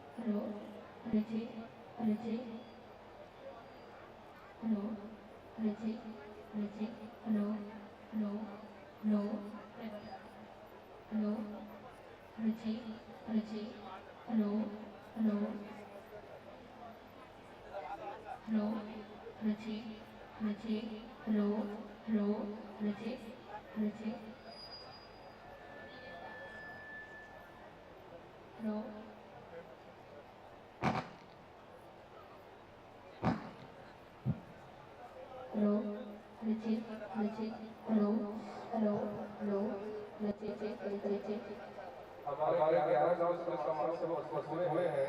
उनसे निवेदन है पानी बॉटल जो खाली दिखाई दे रहे हैं उसमें पानी भर के क्या पानी में और हमारे उधर में भी बैठे हैं उसको चाहिए। और हमारे संसद के बीच में पानी का बॉटल रखने का बात करेंगे। तो समाज से उपस्थित हुए हैं उनसे निवेदन है जो खाली बॉटल है उसमें पानी भरने का याद रखेंगे।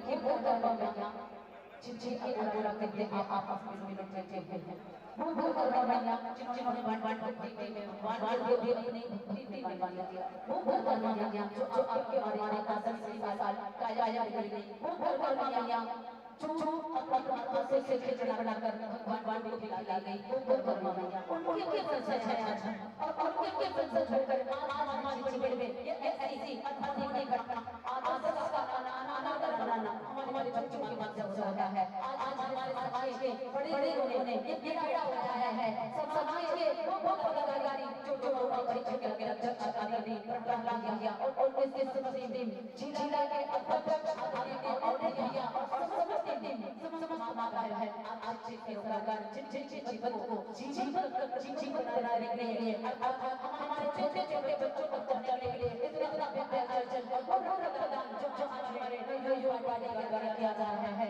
ऐसा अवसर एक बनाना आपके चरण लोगों को नमन करूं किसी प्रणाम करूं आपको करवाया गया है आपको करवाया गया है वो करवाया गया जो बचपन से एक लाइक करनी थी उसके बाद भी भगवान श्री कृष्ण की बेटी को सीने से लगा रखी थी वो करवाया गया जब नन्हा हो गया तो अपने पेटे में चोरा में साड़ी कपड़ा लेकर जाते हैं लेकिन वो करवाया गया कृष्ण भगवान के बेटे को लेकर पेटी जो जोरण में संतुलित में चली गई वहां जो पूरे भगवान के शादी के लिए हम जैसे उनके बच्चों को उठाइए वो करवाया गया उसे पेटे में रख चुप जाते थे दुनिया के लोग कहते थे कि कैसे जिंदगी हुई है ये कैसे जिंदगी हुई है चुपके से जाना अर्थात नारी जाते अपने आप को माना जाता है ऐसा उस जमाने में कहा जाता था तो नवाबा करके राजा को मारा हुआ वो कैसे दिन है अरे जानने भी तो बता रहा हूं वो कैसे दिन है ऐसे कहकर एक माया नगरी माया नगरी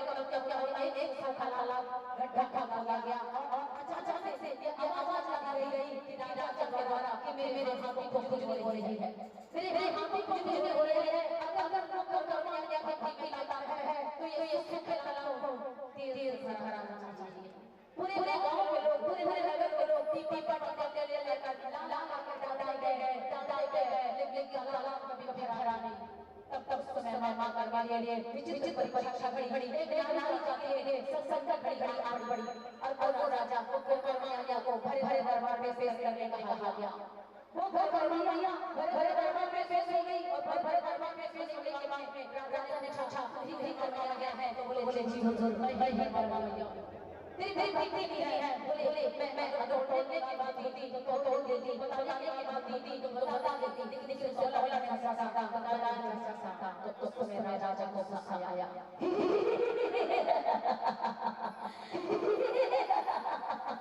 तो फिर सोची है अरे मुझे पता नहीं एक रावण की लड़का उस समय वगैरह के राजा ने उसको समझाया को लड़का बता दिए अरे अगर भक्ति में होता है तो सच में करते हैं तो ये तालाब जो सूखा हुआ है तेरे बाबा लगना चाहिए क्योंकि तालाब चलने लग जाएगा और उसी तालाब से भरे जल से मैं अपने हाथी को स्नान करवाऊंगा और उस दिन की सारी बिजली चल जाएगी तब करवाया गया कि परीक्षा की घड़ी आ गई रोने की आवाज सुनते थे आओ भगवान आओ दुनिया के लोग छे कहते हैं दुनिया के लोग अभिशाप कहते हैं दुनिया के लोग भक्ति की परीक्षा लेना चाहते हैं और अब परीक्षा की घड़ी आ गई है भगवान करवाने ने चैलेंज कर दिया कि परीक्षा की घड़ी आ गई है मेरे नहीं आपको आगे होगा ऐसे कर करवाया भक्ति को हार की और भक्ति को हार देखते अचानक से होके गिर पड़ी और जल्दी से होके गिर पड़ी तो सूखा खाला लाला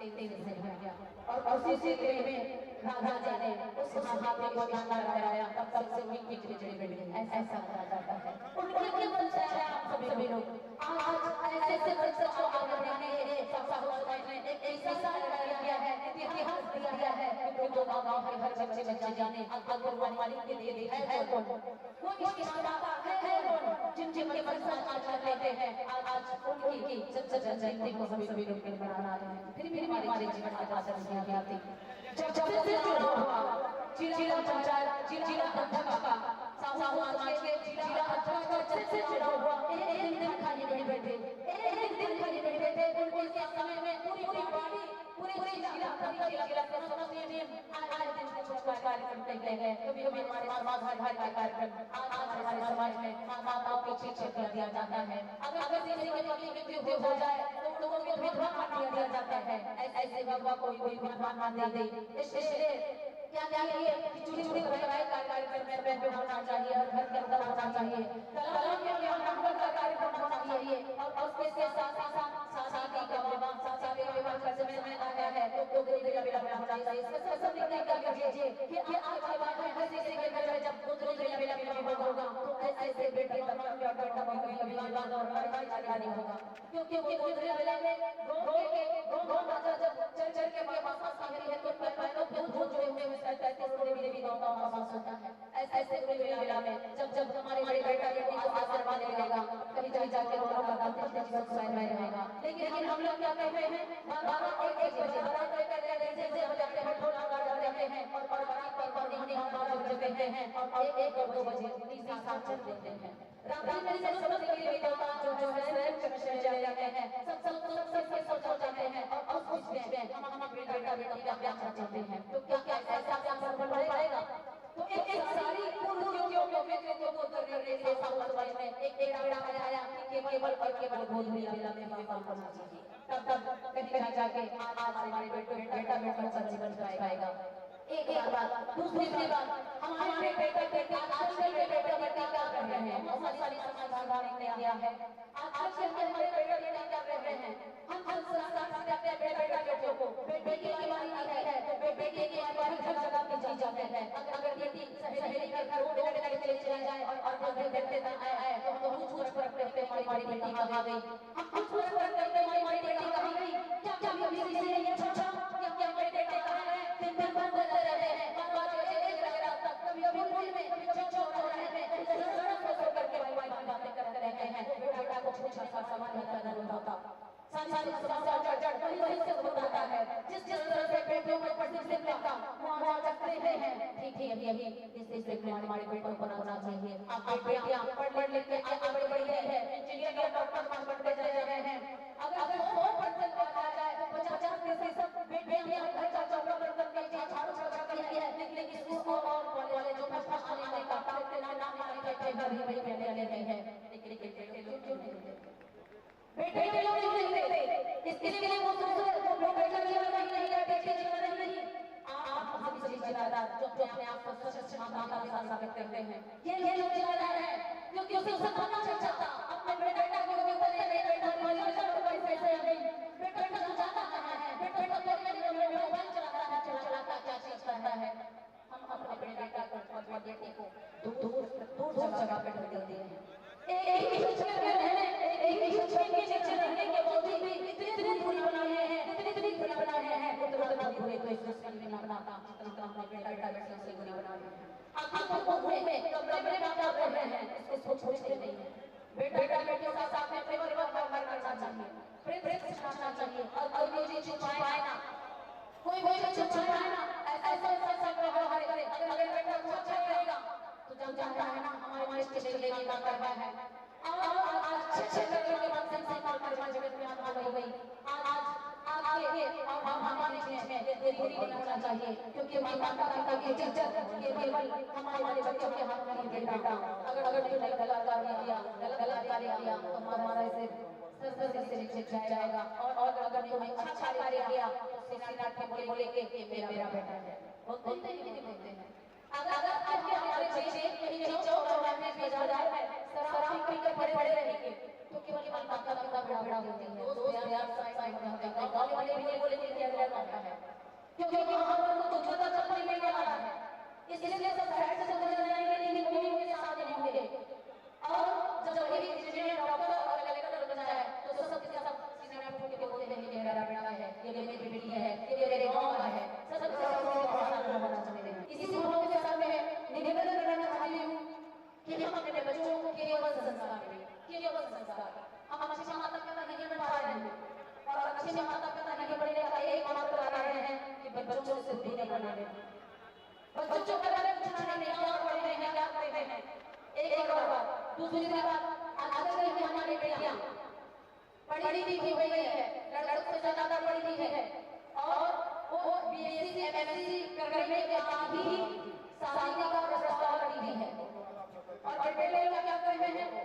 बेटे ने क्या कर रहे हैं, पिताजी जिम्मेदारी हमारे कंधे पर है, पूरे परिवार का कारण हमारे कंधे पर है, ऐसा सोच करके पढ़ाई बंद कर देते हैं। क्या कारण ये है?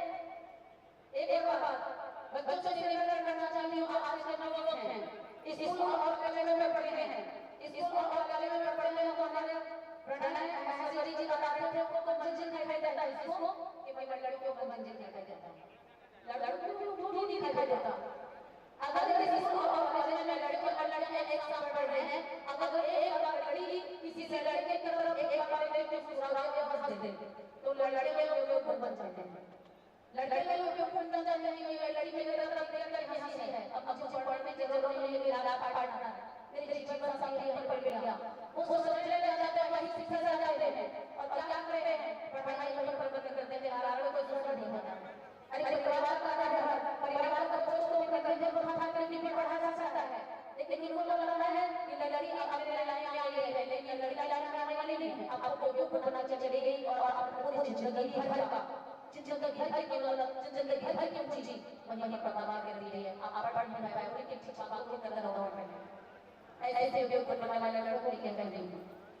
हमारी भाषा अलग होनी चाहिए, हमारी मंजिल हमारे हिसाब प्रति की होनी चाहिए, क्योंकि हमें पढ़ाने के हमारे माता दादा देने करेंगे, पसीने धूप का काम करेंगे, खून पसीने देने करेंगे, हमें पढ़ाई करवाना है, वो दिखाना चाहिए, माता दादा का पसीने दिखना चाहिए, नहीं कि पल भर में हंसने वाली लड़की का चेहरा दिखे और उसके जमाने में वो क्या होते हैं, लड़के लोग होते हैं, दिखता क्या होते हैं, और ऐसे पति पत्नी लोग भी होते हैं, तो पति लोग क्या होते हैं, माता पिता को साइड में कर देते हैं और पति क्या होते हैं, नए मेरी दुल्हन अगर घर में आई है, नए मेरी दुल्हन आई है, तो पूरी जिंदगी भर की शानों शौकत से लगा देते हैं, और वही निकलवा घर में दुल्हन बन गया है, क्या बोलती है, तू इतनी सुंदर है रे, तू इतनी सुंदर है, तो तुझे बहुत प्रेम करता हूँ, इतना प्रेम करता हूँ ना कि तू मेरी जान है, मेरे जान से बोलते हैं, पति लोग बोलते हैं, पता नहीं हो, और जिंदगी भर जो माता पिता सामने वो कहाँ है, उनकी क्या पहचान है, क्या बोलते हैं कि तू मेरी जान है, तो यही पता नहीं क्या बोलती है, सच कहते हो बोली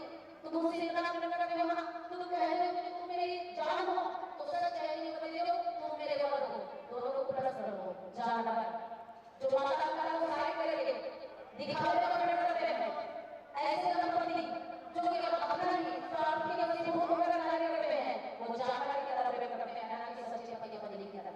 माता पिता को साथ में लेकर के चलना है, संयुक्त परिवार को आगे बढ़ाना है, ताकि वो खबर से कहें कि ये इनके लोग हैं, इनकी पत्नी है, इनके बेटे हैं, हम पर नाच चले, ये मैं कहना चाहती हूँ, क्योंकि एक मानव मुक्ति की बात आती है, रामचंद्र से किसी ने भी अपने लिए जीवन नहीं जिया, किसी ने जीवन अपने लिए, किसी ने भी अपने लिए जीवन नहीं जिया, अर्थात दूसरे के लिए जीवन जिया।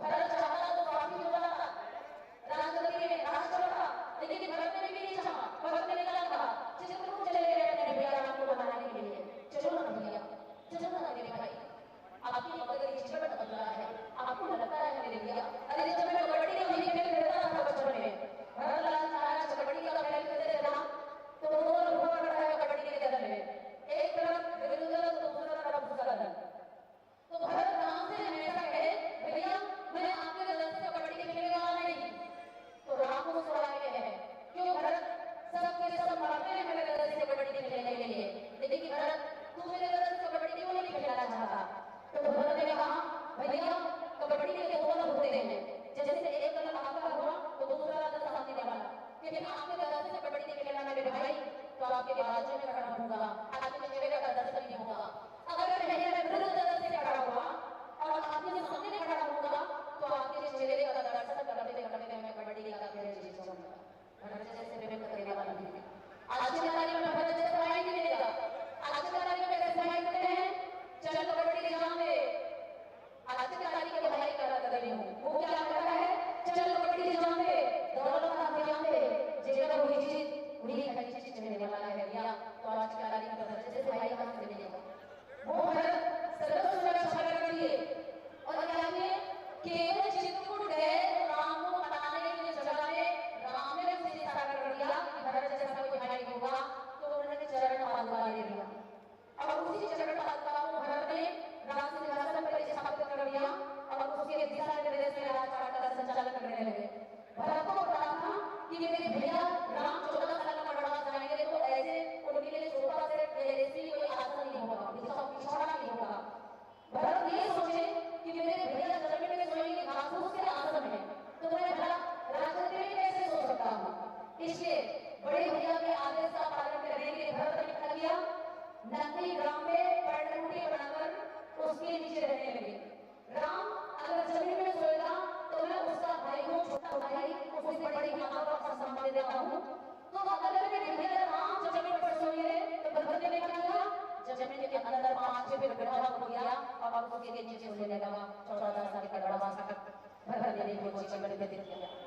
एक बार आज हमारे जीवन में रामचंद्र मानस ने किसी भी बात ने अपने जीवन में नहीं जिया, किसी से भी अपने जीवन में नहीं जिया। यहाँ पे ने मंत्रा से सर्वस्व ने छोड़ कर दी, क्या यही सर्वस्व ने छोड़ कर दी, भरत सर्वस्व ने छोड़ कर दिए, लक्ष्मण अपनी पत्नी को छोड़कर 14 साल के वनवास चले गए। राम पिता के आदेश और माता के वरदान को सत्य करने के लिए राम 14 साल के वनवास ले चले गए। अगर चाहती थी राजकुमारी सीता भी चाहती थी राजकुमारी सीता भी क्या करती, नहीं नहीं कहा कि वही महल में राज करती, लेकिन वो बोले पति के साथ जाना चाहिए। इस तरह से पूरे रामचरित मानस जीवन जीने की ललचा करते हैं। रामचरित चरित्र मानस अपने जीवन में उतारना आज हमारे जीवन के लिए ये ऐतिहासिक जीवन का साबित होगा जब किसी जीवन में प्रतिज्ञा करें कि हम पूर्वज ने जिसे हमारे उन्होंने देवी महान रवांगे और महान रवांगे जैसे हम कभी भी अपने से को अपनी माता पिता से को अपने समाज के अंदर को नीचे झुकने नहीं देंगे। आज अगर अपने बच्चों को संस्कार देंगे, बेटों को संस्कार में निवेदन, अरे आप अगर इतनी हिम्मत है तो भाग्य के साथ निकल रहा, दूसरे के रास्ते से साथ निकल रहा, अगर हमें नहीं हिम्मत है तो तेरी नहीं पता है तो बता देना किसी लड़की से अगर तुम्हें नहीं मिल रहा है तो माता पिता को बता के शादी करना, लेकिन हम क्या शादी कर रहा भगवान होते हैं। इसलिए मैं कहना चाहूंगी जो बड़े हुए भाषण के लिए, अरे जो बड़े हुए भाषण के लिए तो बड़ा का नहीं होगा ले करने के लिए, अरे बड़ा जो बड़ा इस बदल के लिए मना है तो बड़ा इस बदल के लिए तेरे के छेड़े का हाजिर हो जाएंगे तेरे कफन के लिए, तेरे के छेड़े का हाजिर हो जाएंगे तेरे कफन के लिए। इसी के साथ में हम अपनी नीति को विराम देंगे। तो इसके पहले मैं हाथ में दे रही हूं मिस्टर चंद्र कुमार जी, आइए आप इस पर हार्दिक अभिनंदन है, स्वागत है, आपका सम्मान किया जाना है। अच्छा आइए हमारे साहू समाज के द्वारा मिस्टर चंद्र कुमार जी ब्लूटूथ हेडफोन आपको ब्लूटूथ हेडफोन और ये प्रमाण पत्र दिया जाता है आपके चंद्र कुमार जी। आइए चंद्र कुमार साहू जी। अच्छा दे भैया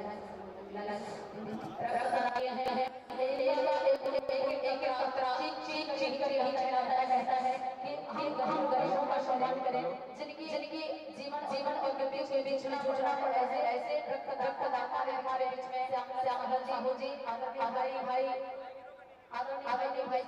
साहू जी और आदरणीय पर है मिस्टर लोकेश्वर अपनी तिलेन्द्र कुमार जी और मिस्टर गीता साहू जी और मिस्टर गौतम साहू जी, आदरणीय लाल साहू जी, आदरणीय फिनू साहू जी। इस तरह से आपका सम्मान और स्वागत किया जाना है हमारे मां गरमा के दरबार पर। एक बार थोड़ा हार्दिक अभिनंदन करते हैं, स्वागत करते हैं और सम्मान की कड़ी में आप लोग साथियों से अभिनंदन रहेंगे और संगीत कलाकार एक धीमी संगीत के साथ हम समय प्रेषित करेंगे। आप लोग बजाइएगा। रक्तदान में हमारे राम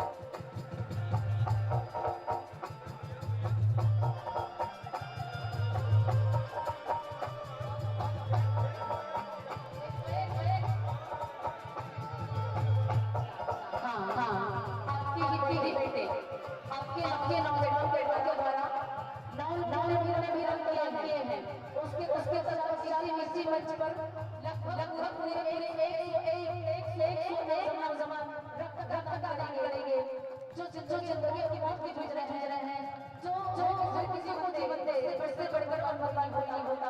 ये आप सबके सकते हैं, ये उन बेटों को और अग्रसर कर रहे हैं युवा पीढ़ी को, और किसी को समझाने की बुनियाद देने से चली आएगी। 24 घंटे के बाद में प्रिंटर होगा जो खत्म हो जाता है और शरीर सब खत्म हो जाता है। ऐसे रक्तदान हमेशा करते रहना चाहिए। और ये केवल लड़की लोग ऐसा नहीं है, हमारी लड़कियां भी रक्तदान से भी हैं जिनका ब्लड 12 ग्राम है या 12 से अधिक है। सबके सब दान कर सकते हैं रक्तदान।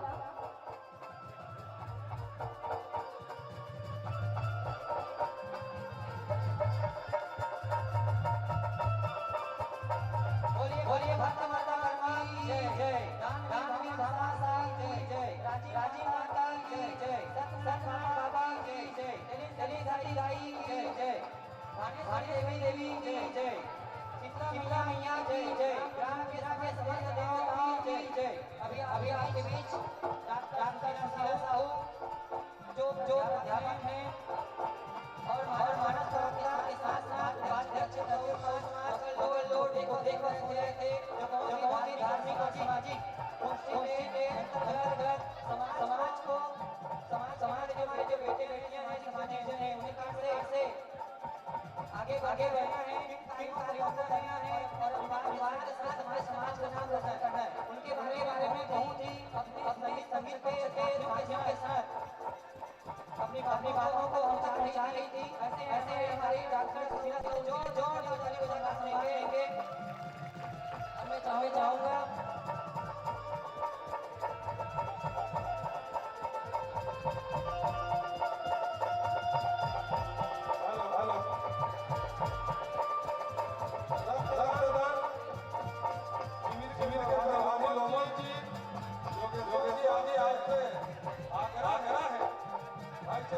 कुमार जी यहाँ जो पहली था है ना, ऐसे आप लोगों को ध्यान रखना है। जो रक्तदान कर चुके हैं वही केवल मंच से बैठना है। ऐसा थोड़ा व्यवस्था बना लो, बारी से 2 बजे तक चलिए हमारा रक्तदान शिविर। तो आपका हड़बड़ी नहीं करना है।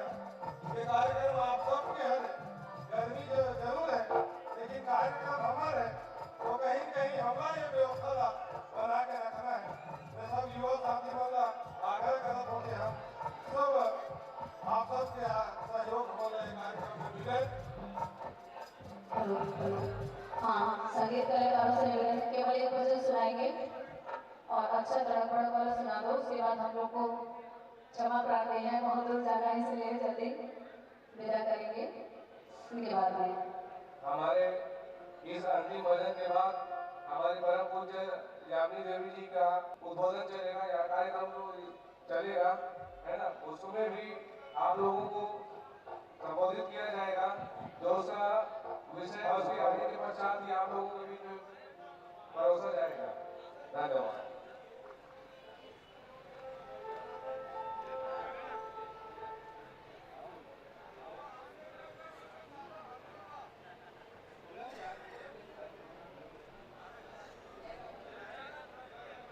हेलो, आप सबको पता है हमारे जिला के मुखिया आदरणीय भाई अवनीश साहू जी, देखने में आप लोग को कैसा लगता है? सुंदर होते हैं भैया, वाकई में सुंदरता के खिलाफ है, क्योंकि इंसान रूप से सुंदर नहीं होता, रूप से सुंदर होता है। आज हमारे भाई लोग रक्तदान कर रहे हैं। हमारे जिला के मुखिया आदरणीय भैया अवनीश साहू जी, उनकी उम्र है 46 की और उन्होंने लगभग 42 बार रक्तदान किया है। जोरदार तालियों के साथ सम्मान कीजिएगा। 42 बार रक्तदान किए हैं। ना जाने कितने लोगों का दिल इन्होंने जीत लिया और कितने लोगों ने इनसे स्वास्थ्य लाभ लिया है। हम माता का आशीर्वाद सदैव ऐसे परिवार पर, ऐसे जिला के मुखिया पर बने रहे और आप सबके ऊपर मां कर्मा का राज हो। बोलिए माता कर्मा की जय। आइएगा एक अंतिम संकीर्तन के साथ हम लोग भी विदा लेंगे इस मंच से। बोलिए जरा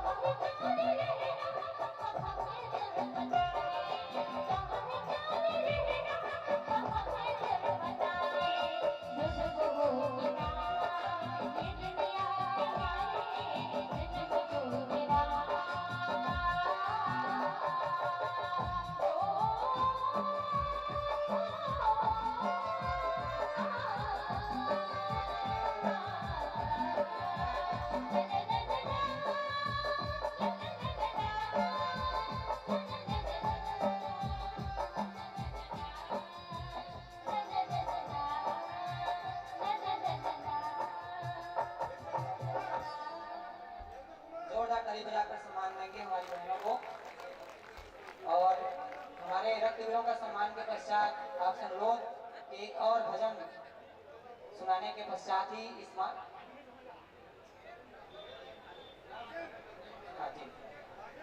इसके पश्चात प्रस्थान करेंगे। और लीजिए हमारे बीच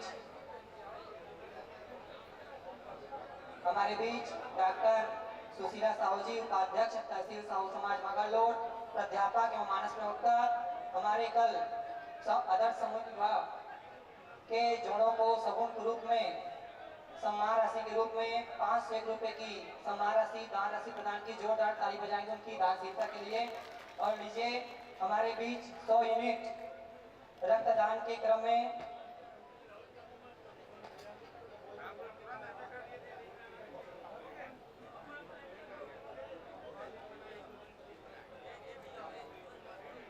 अभी आप सुनवा देख रहे थे डॉक्टर सुशीला साहू जी। इसके पश्चात आएंगी भगवताचार्य धर्माचार्य राष्ट्रीय सनातन धर्म परिषद न्यास भारत के सदस्य परम पूज्य यामिनी देवी साहू जी। आपके बीच में वैचारिक क्रांति के संबंध में आपके बीच में सामाजिक धार्मिक गोष्ठी के विचार रखेंगे। और लीजिए हमारे बीच में उपस्थित है डॉक्टर सुशीला साहू।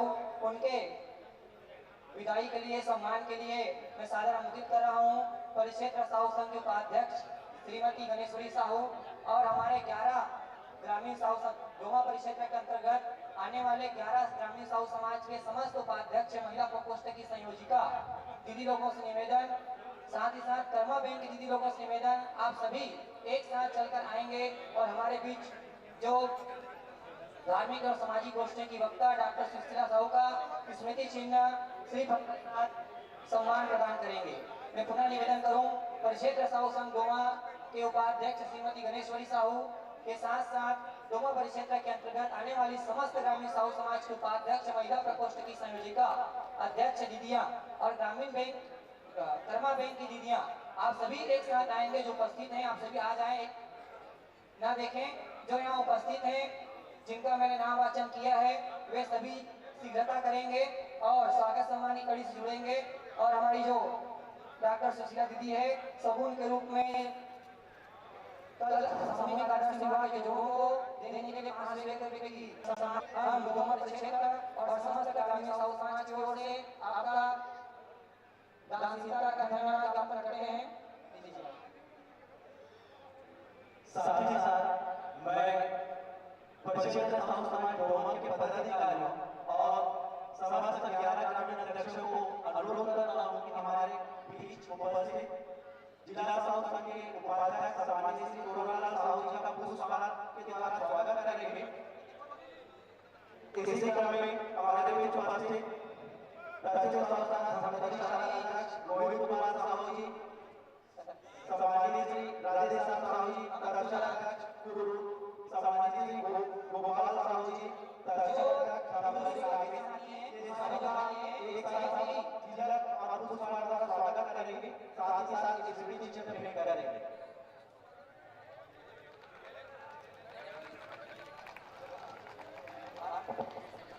बोलिए कर्मा मैया की जय। हमारे ही धार्मिक सामाजिक गोष्ठी की द्वितीय पुष्प में भगवताचार्य परम पूज्य यामिनी देवी साहू जी का शुभारंभ हो रहा है। जोरदार ताली बजाकर सम्मान देंगे। कल से यहाँ हमारे बीच है और हम सभी को धार्मिक और सामाजिक विचार के रूप में आशीर्वाद के रूप में प्रदान कर रहे हैं।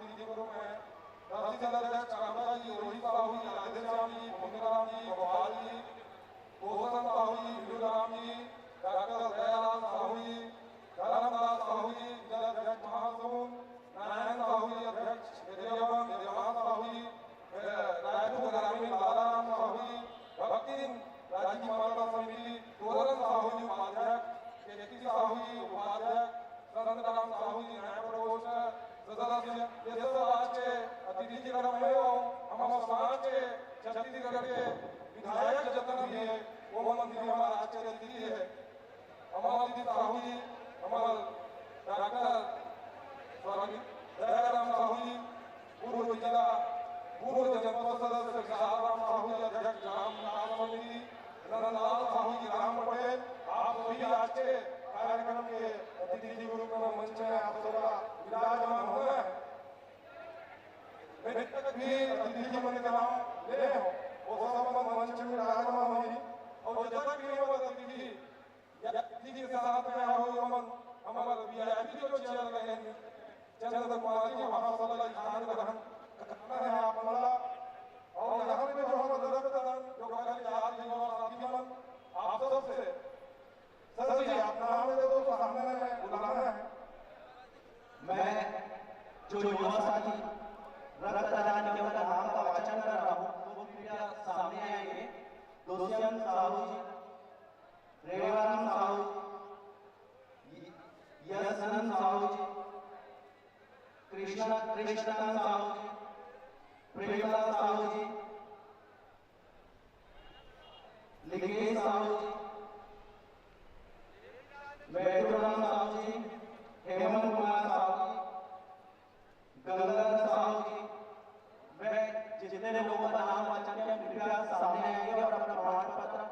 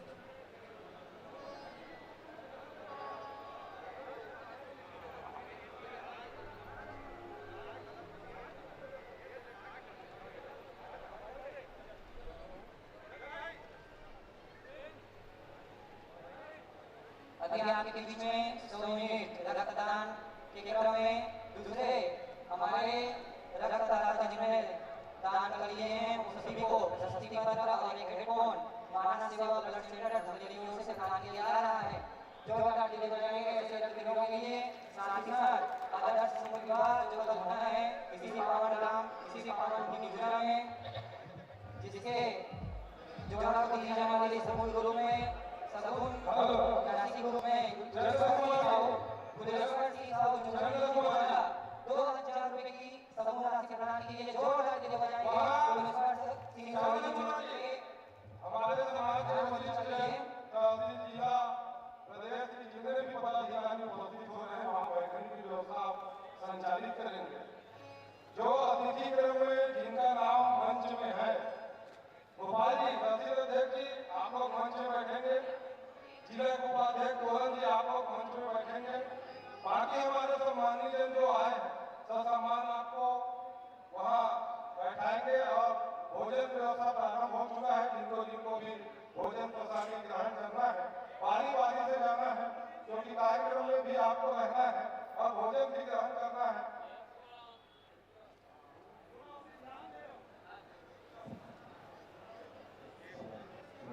लीजिए हमारे बीच परम पूज्य यामिनी देवी साहू जी, भगवताचार्य, धर्माचार्य, सनातन धर्म परिषद न्यास भारत का शुभारंभ हो चुका है, मंच विराजमान हो चुके हैं और आगे के संचालन के लिए मैं गुरु जी को सादर माइक सौंप रहा हूँ। बोलिए संत माता कर्मा की जय। हमारे बीच हमारे इस धर्म मंच पर परम श्रद्धेय दीदी श्रीमती यामिनी साहू जी का आगमन हुआ है, उनके मुखार अरविंद से आप सबको बहुत सारे विचार उद्बोधन के रूप में सुनने को आप सबको अवसर मिलेगा। तो मैं उनके स्वागत अभिनंदन के लिए श्रीमती कामेश्वरी साहू जी, श्रीमती महेश्वरी साहू जी और उनकी जितने भी टीम है उन सबसे मैं सादर निवेदन कर रहा हूँ। श्रीमती ओम कुमारी साहू जी, श्रीमती भारती साहू जी, आप किसी स्वागत के सम्मान कड़ी में जोड़ेंगे और उनका मांगलिक तिलक का पुष्पहार से उनका हार्दिक अभिनंदन करेंगे। श्रीमती भारती साहू जी, श्रीमती ओम कुमारी साहू जी आइएगा और लोगों से निवेदन। श्रीमती कामेश्वरी साहू जी, श्रीमती महेश्वरी साहू जी, आप लोग आइएगा।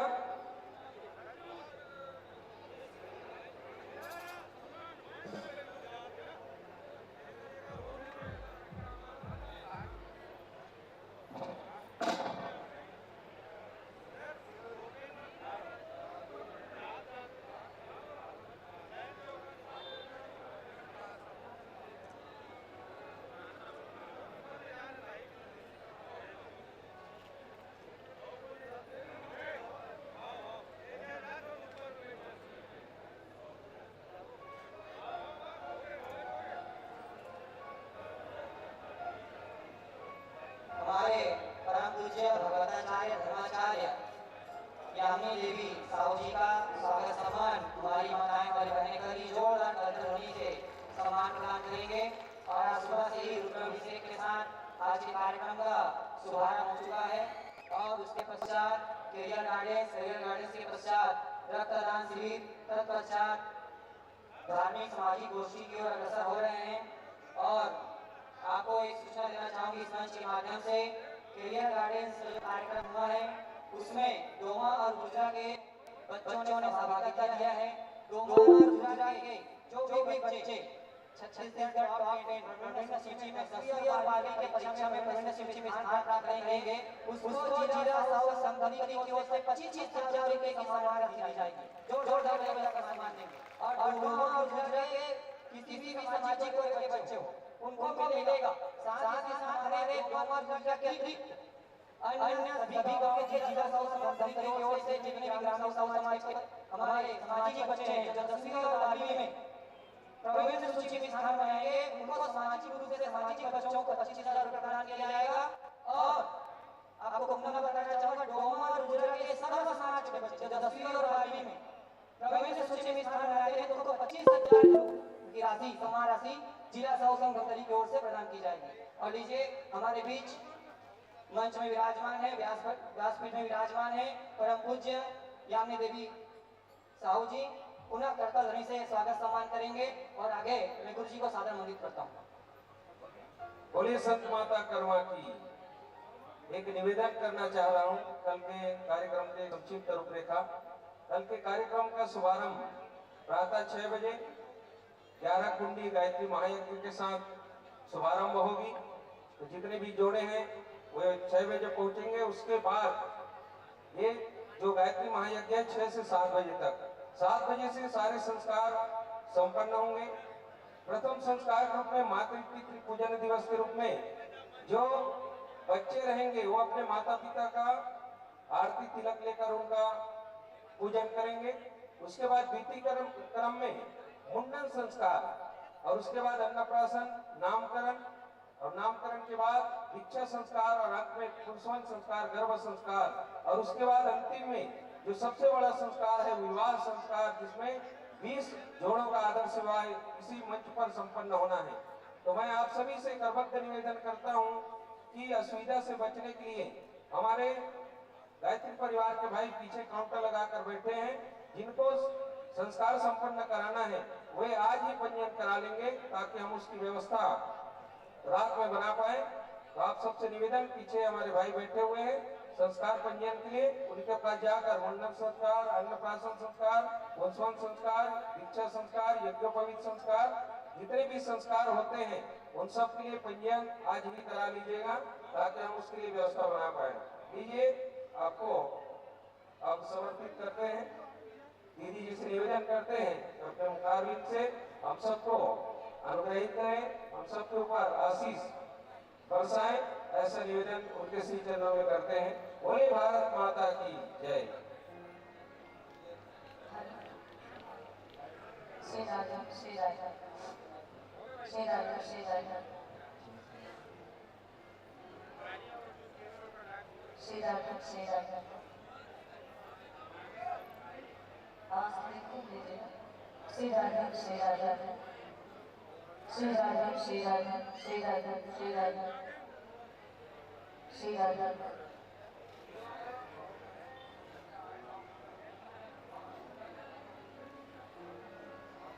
गौरी राधा रामचंद्र की जय, बांके हरिलाल की जय, राधा कृष्ण भगवान की जय, परम पूज्य गुरुदेव की जय, परम वंदनीय महाराज की जय, वेद माता गायत्री की जय,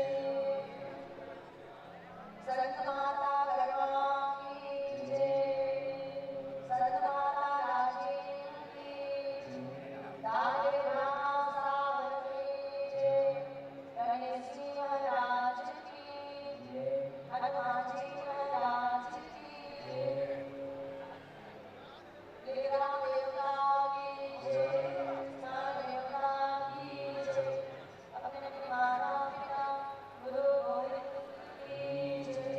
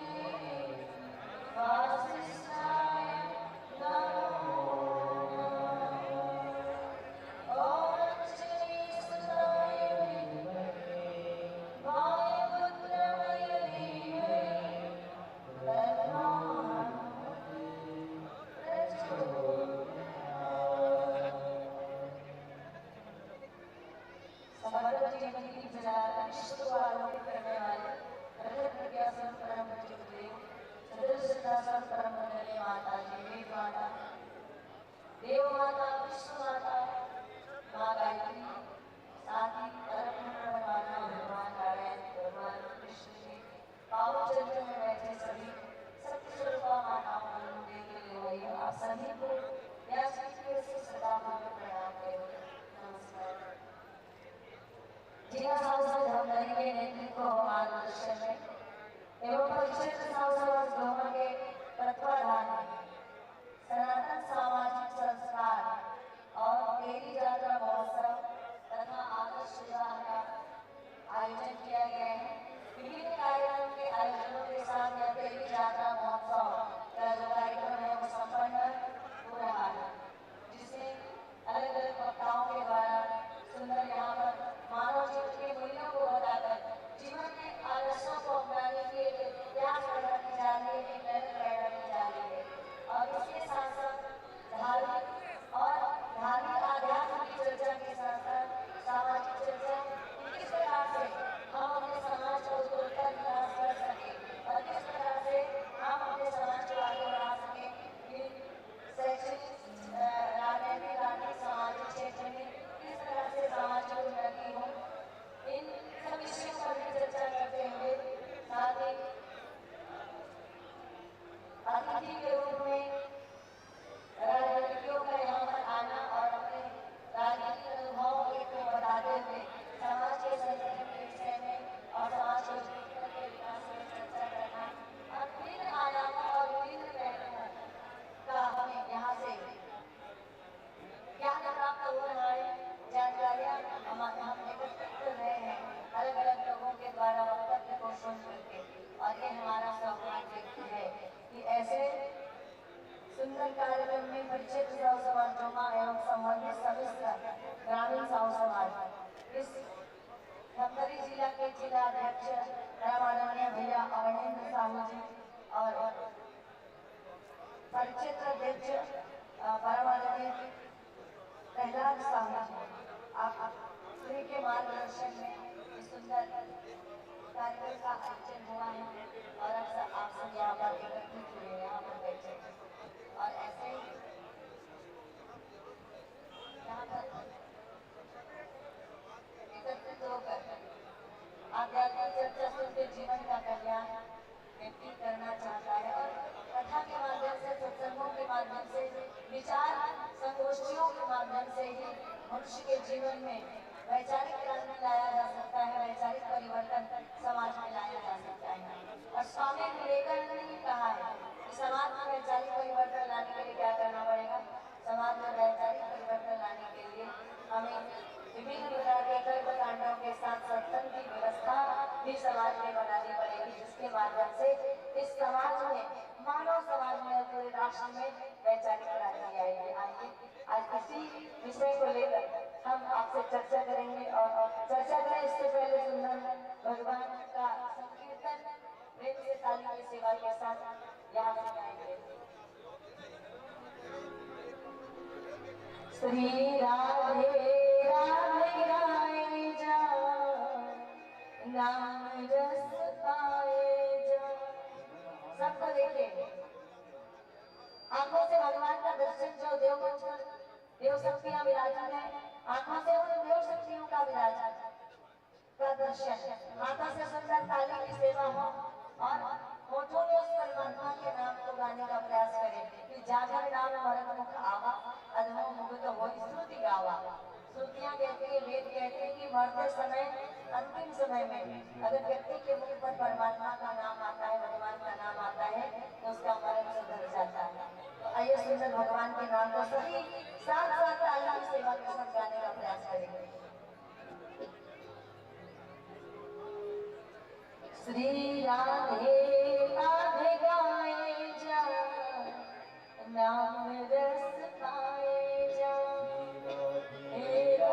अच्छा रुको रुको, मुश्किल नहीं है जो हम भजन गा रहे हैं, केवल राधा रानी का भगवान का नाम है, इसलिए आप सबको ताली की सेवा के साथ गाना है। श्री राधे राधे गाए जा, नाम रस पाए जा।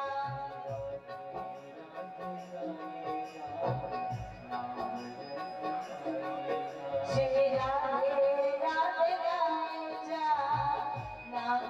रस पाए जा,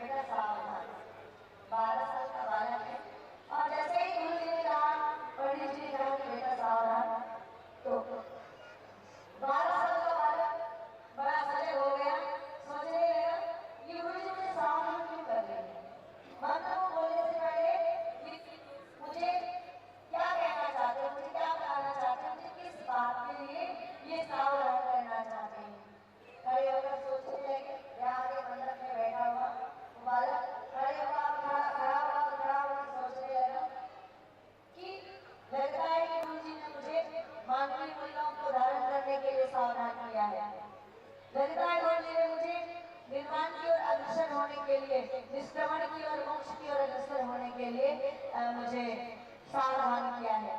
जीवन के लगता है गुरु जी ने मुझे जीवन लक्ष्यों को प्राप्त करने के लिए सावधान किया है। और वास्तव में अगर मैं व्याह करके संसार में बन जाऊंगा एक बार, तो मेरे जीवन का लक्ष्य पूरा नहीं हो पाएगा। जिसलिए मुझे ये सुदुर्लभ मानव जीवन मिला है, उसका उद्देश्य मैं पूरा नहीं कर पाऊंगा। और इसीलिए वो बालक, ये 12 साल का बालक इतना कुछ सोच रहा है केवल एक सावधान शब्द से। और वो 12 साल का बालक उस दिन शादी के मंडप से उठा और उठकर चला गया तापली के जंगल में। त्र्यंबकेश्वर का जहाँ पर मंदिर है, ज्योतिर्लिंग का नासिक में, उससे पहले थोड़ा सा तापली का जंगल पड़ता था। वे उस तापली के जंगल में गया। 12 साल का बालक था। 12 साल तक बैठकर गायत्री महामंत्र का जप किया। 12 वर्ष तक उन्होंने तप किया, और तप के लिए जप करना पड़ता है। और जप के लिए उन्होंने जिस मंत्र का प्रयोग किया उस मंत्र था महामंत्र, गायत्री का मंत्र। जितने महामंत्र जितने जन्मानी को गायत्री समझाया, उन्होंने गायत्री के मंत्र का प्रयोग किया और गायत्री मंत्र 12 साल तक जपते रहे। 12 साल की आयु में मंडप छोड़ा था, घर का त्याग किया था, और 12 साल तक बैठकर मंत्र जपता रहा। 24 साल की आयु में नारायण नाम का बालक जब अपने स्थान से उठा, तब वो समर्थ गुरु रामदास बनकर उठा, और समर्थ गुरु रामदास बनकर वे शिवाजी के गुरु में जाए। तो इस प्रकार व्यक्ति जब जीवन के मूल्यों को जीवन में धारण करने के लिए, श्रेष्ठताओं को, सज्जनताओं को जीवन में धारण करने के लिए तैयार होता है, और व्यक्ति जब मन से संकल्पित होता है, तो लंबे चौड़े प्रवचनों की आवश्यकता नहीं होती। बड़े लंबे चौड़े बातों की आवश्यकता नहीं होती। मनुष्य के जीवन के लिए 2 घड़ी का सत्संग भी पर्याप्त होता है। और 2 घड़ी का मतलब ये तो समझ लें कि 2 घड़ी का सत्संग, गोस्वामी जी एक बात कही कि 1 घड़ी या 2 घड़ी कोई नाम किया, और तुलसी चर्चा राम की कभी को देता। 1 घड़ी में होता है 60 पल, और 60 पल के होते हैं 24 मिनट। 1 घड़ी का मतलब 60 पल, और 60 मिनट पल का मतलब होता है 24 मिनट। आधी घड़ी 30 पल और 12 मिनट, और उसकी पूरी आधी याद, और उसकी 15 पल और 6 मिनट, और उसके बाद 7.5 पल पूरी आधी, और आप जब कहते हैं तो कम से कम 3 मिनट और 6 पल, 3 मिनट और 7.5 पल कम से कम व्यक्ति को अपने जीवन के कल्याण के लिए, इस मानव जीवन को सफल और सार्थक बनाने के लिए क्या करना चाहिए? इस मानव जीवन को सफल और सार्थक बनाने के लिए 3 मिनट परमात्मा के द्वार पर बैठना चाहिए। हमारे जीवन में जो सत्संग आता है, जीवन में जो कर्म कांड हम करते हैं, वो केवल मनोकामनाओं की पूर्ति का आधार बन जाए। क्योंकि वर्तमान समय में हमें ये जो जीवन पूजा पाठ है, ज्ञान है, या भागवत की कथा है, इसको क्या बना लिया है? मनोकामनाओं की पूर्ति का आधार। क्या अगर हमारी एक मनोकामना पूरी होगी तो हम ये पूजा करेंगे, हमारी मनोकामना पूरी होगी तो भोले बाबा आपको जल चढ़ाएंगे।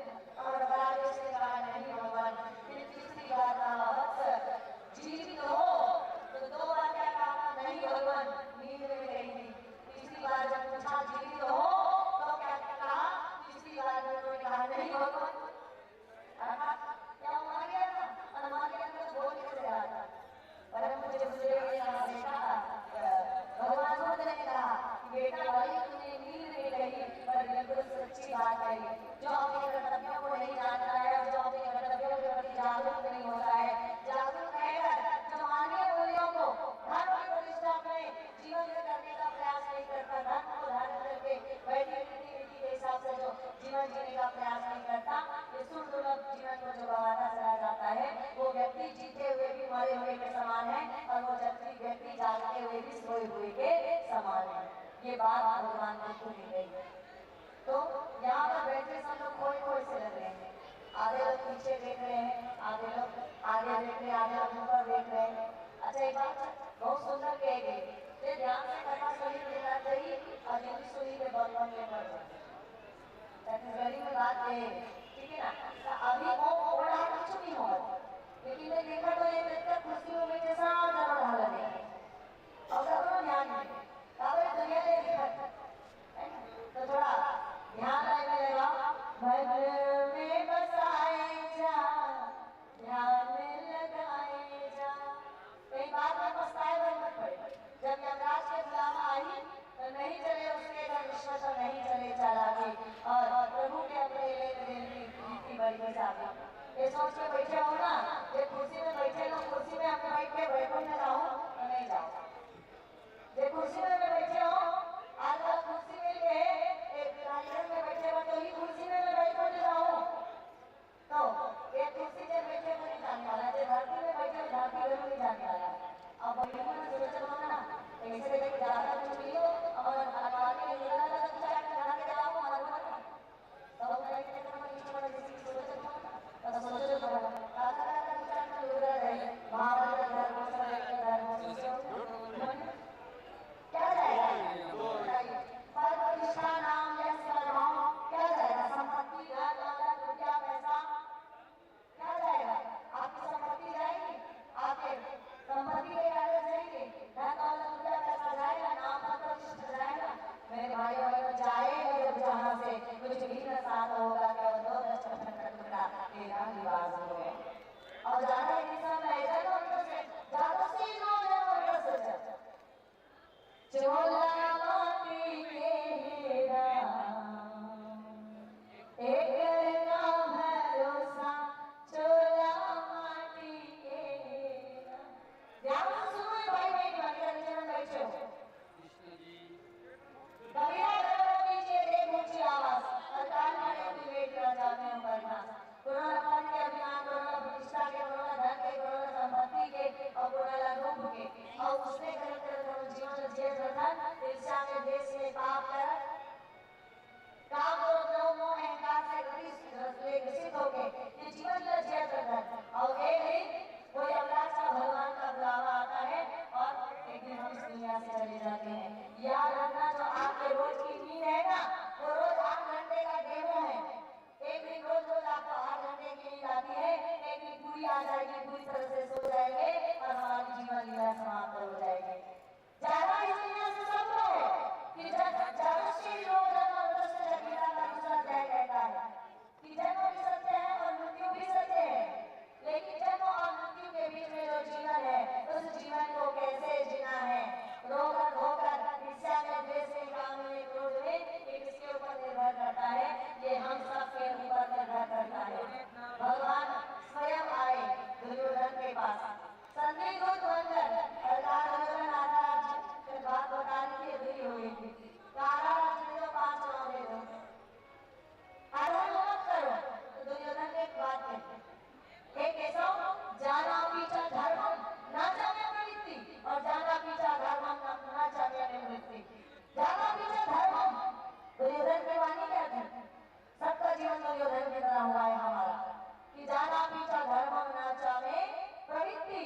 केशव मैं जानता हूँ कृष्ण, मैं जानता हूँ धर्म क्या है, पर धर्म को मैं अपना नहीं पाता, धर्म को अपना कर चलने में मेरी कोई रुचि नहीं है। धर्म को जीवन में धारण करने की कोई रुचि नहीं है और जाना पीछा अधर्म ना चाहे निवृत्ति। धर्म अधर्म को जानता हूँ पर अधर्म का त्याग नहीं कर पाता, अधर्म को मैं छोड़ नहीं पाता। अधर्म का त्याग नहीं कर पाता, धर्म को छोड़ नहीं पाता और धर्म को अपना नहीं पाता। एक पंडाल में जनता बैठे हो और ये पंडाल के बाहर में जो मनुष्य है ना तो हर एक व्यक्ति जानते धर्म का है और अधर्म का है। बोला कोई प्रवक्ता की जरूरत नहीं है, बोला कोई बताएगा वो सोचेंगे क्या धर्म है और क्या अधर्म है। नारायण रखो धर्म की जय हो और अधर्म का नाश हो। सच और झूठ धर्म का और अधर्म का चलो बताओ, आपको ना बोल के बताना है। सत्य और झूठ में धर्म का है और अधर्म का है।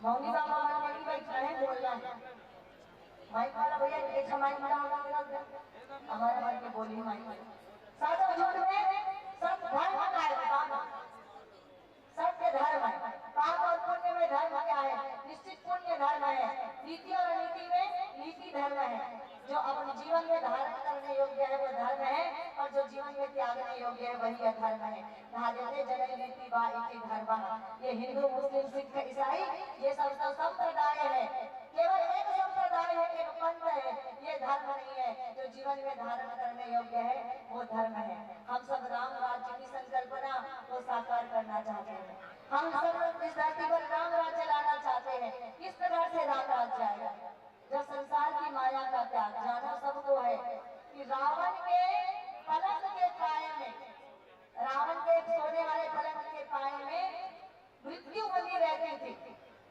रावण की लंका में रावण की क्या रावण की एक मच्छर की भी मृत्यु रावण के बिना इजाजत के हो नहीं सकती थी वो रावण की ये दुनिया ले चलते थे वो रावण के भी सर्वनाश हो गया अगर पूरा वंश मिटा गया हम खेत के मूल्य न हमन का भी साथ है जे हमन ये दुनिया लेने जाबो बड़े ज्ञानी ऋषि दुर्दुष ब्राह्मण ऋषि विद्वान ऋषि ऐसे रावण ये दुनिया ले चलेंगे चोला माटी के राम कि एक करता भरोसा चोला माटी के राम भागवत में प्रसंग आता है कि परीक्षित को शाम लगने पर वो परीक्षित सुखदेव जी से पूछते हैं अतः पृच्छामि संसन्तिम योगी नाम परमं गुरु प्रश्चय तत्कार्यं रेवंस सर्वथा मरने वाला व्यक्ति ने क्या करना चाहिए जे सर्वथा मरणासन है तो कोनो अमर खाता हो तो तुम जानो भाई हमने ये हो तेला बाकी तो मरना सब रहे रावण के नाभि में अमृत ली तब मर के ठीक सुने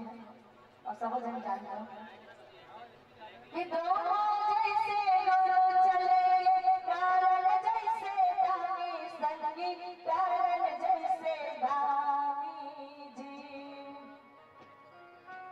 दोनों जैसे गुरु चले कारण जैसे दानी संगी कारण जैसे दानी जी भगवान एक हाथ देकर डायलॉग दीदी मन एक हाथ उठाओ भैया मैं और दो हाथ दे तो दो हाथ उठाओ अब कहूं देवर भगवान हाथ भुला दे ना ओकर दूध भात हाथ देवर भगवान भुला दे तो दूध भात दे अब हाथ तो दे है ताली बजाओ भजन काय हो भोजन में हाथ दे रहे हो और सत्संग में ताली नहीं बजाता हाथ का देख काज करो देखा ले चार हाथ भर दे तो ना हाथ में दोनों तरफ नीचे नीचे कर फिर से जिनके दोनों हाथ ऊपर उनकी जगदीश ऊपर तो दोनों हाथ उठाना है दोनों जैसे गुरु चले कारण जैसे दानी संगी कारण जैसे दानी जी दोनों जैसे गुरु चलेंगे करण जैसे दानी संगी करण जैसे दानी सब दीदी वाला मौसम आप मोड़ा बैठे हो सब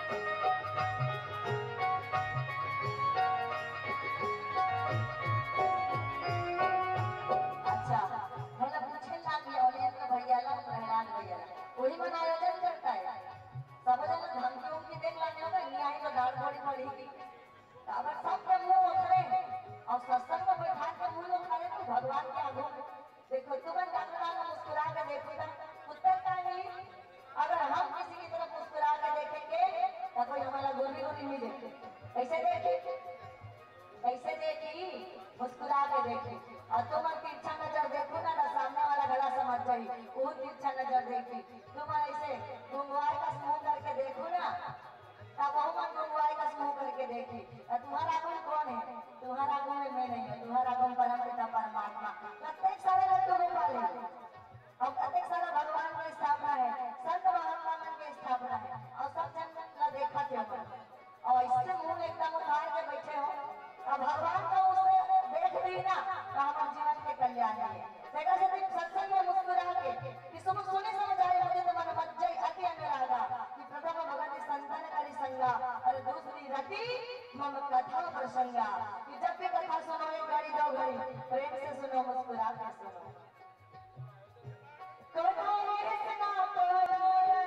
आई तोहरा पारी दीदी आई तोहरा पारी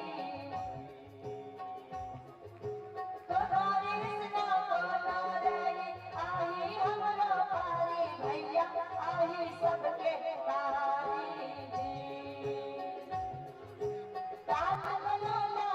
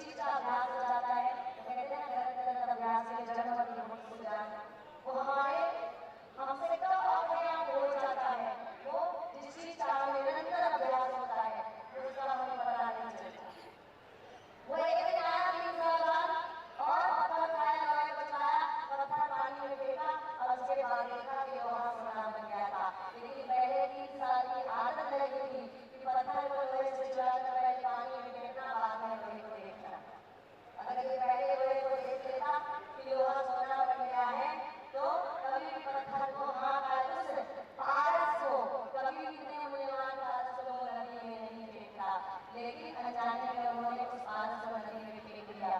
मेरे भाइयों बहनों, ये पारस पत्थर रूपी सुंदर सुदृढ़ मानव का जीवन आपको हमको सबको मिला है। पारस पत्थर रूपी ये मानव का जीवन मिला है। अनेकों योनियों में 84 लाख 84 लाख योनियों में हम भटक रहे हैं और भटकते पशु की योनि में, कीट पतंगों की योनि में केवल भोगों को भोगते जीवन जिया है कि भोगा न भूखा वही में भूखा।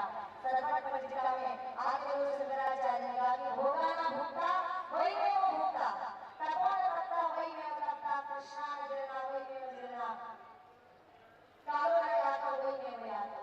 कि भोगों को भोगने की आदत लगी है 83,99,999 में। और पारस पत्थर की ये मानव का जीवन मिला।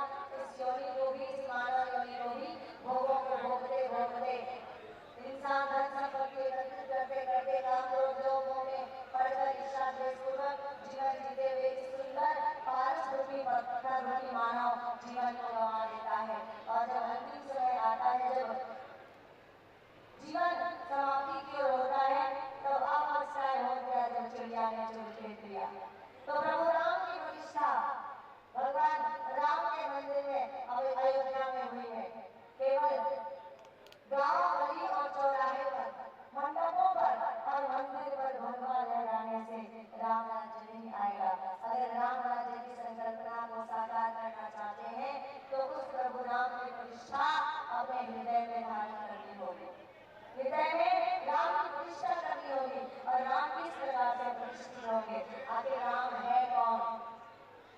भगवान राम कोई चित्र या मूर्ति नहीं है।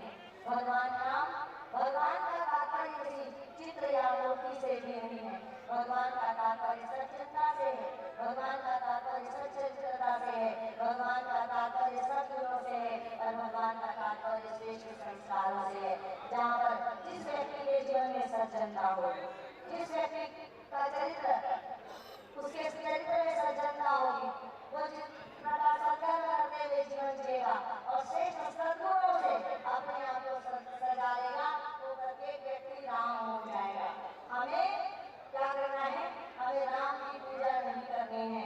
रामायण की कथा सुनकर, रामायण का प्रवचन सुनकर राम जैसा होना है। राम जैसा होने के लिए ये सत्संग श्रवण किया जाता है। राम जैसा, राम की मर्यादा को, राम की शीलता को, राम की शिष्टता को जीवन में धारण करके हम अपने विचारों में परिवर्तन ला सकते हैं। मुझे कह रहे थे आयोजक समिति, दीदी विचार क्रांति के विषय में बोलना। कैसे विचार क्रांति आएगी? कि मनुष्य देवता बने, बने यह धरती स्वर्ग समान, यही संकल्प हमारा। मनुष्य देवता बने, कि मनुष्य को देवता बनाकर मनुष्य के विचारों में जो भावनाएं, मनुष्य के विचारों में, मन में जो ईर्ष्या द्वेष है, उसे निकालकर सद्गुणों का बीजारोपण जब करेंगे। छोटा सा नीम का बीज, आप नीम के बीज को देखेंगे, उस नीम के बीज के अंदर आपको पेड़ नहीं दिखाई देगा। एक पत्थर में पड़े हुए पेड़ों से पत्थर में प्रतिमा दिखाई नहीं देगी, लेकिन उसी प्रतिमा को जब एक शिल्पकार तराशता है चिड़िया हथौड़े से मारकर, तो वही बेडौल सा दिखने वाला गली में पड़ा हुआ पत्थर आके तुलसी चौड़े का शालीग्राम बन जाता है। और भगवान में मूर्ति बनकर भगवान के मंदिर में प्रतिष्ठित होकर सदैव के लिए वंदनीय और जगत में पूजनीय हो जाता है। एक पत्थर ने जब मूर्तियों का आकार लिया तो जगत में वंदनीय और पूजनीय हुआ। एक नदी का पत्थर जब नदी की लहरों की मार को सहता है, तो नदी की लहरों को मार को सहते सहते वो आगे घर के तुलसी के चौड़े का शालीग्राम होता है। उसी प्रकार एक बीज को जब सही मिट्टी मिलती है, सही जमीन मिलती है और सही तरीके से उसे खाद पानी मिलता है, समय समय पर खाद पानी मिलता है, तो उस खाद पानी और अच्छी मिट्टी के कारण वो बीज जो है धीरे धीरे अंकुरित होकर पुष्पित और पल्लवित होता है। और धीरे धीरे पुष्पित और पल्लवित होकर बढ़ते बढ़ते एक बड़े वृक्ष में तब्दील हो जाता है। एक बड़ा वृक्ष बनकर लोगों की छाया देता है, लोगों को ईंधन देता है, लोगों को पुष्प देता है, लोगों को पत्र देता है। वो दूसरों को देने योग्य बन जाता है। एक वृक्ष, एक बीज के अंदर से जब वृक्ष निकलता है तो वृक्ष देवता बन जाता है, क्योंकि जिसमें देने का गुण होता है वही देवता होता है, वही भगवान होते हैं। कि मनुष्य देवता बने, मनुष्य को देवता बनाना है। ये परम पूज्य गुरुदेव का संकल्प है, तो कैसे देवता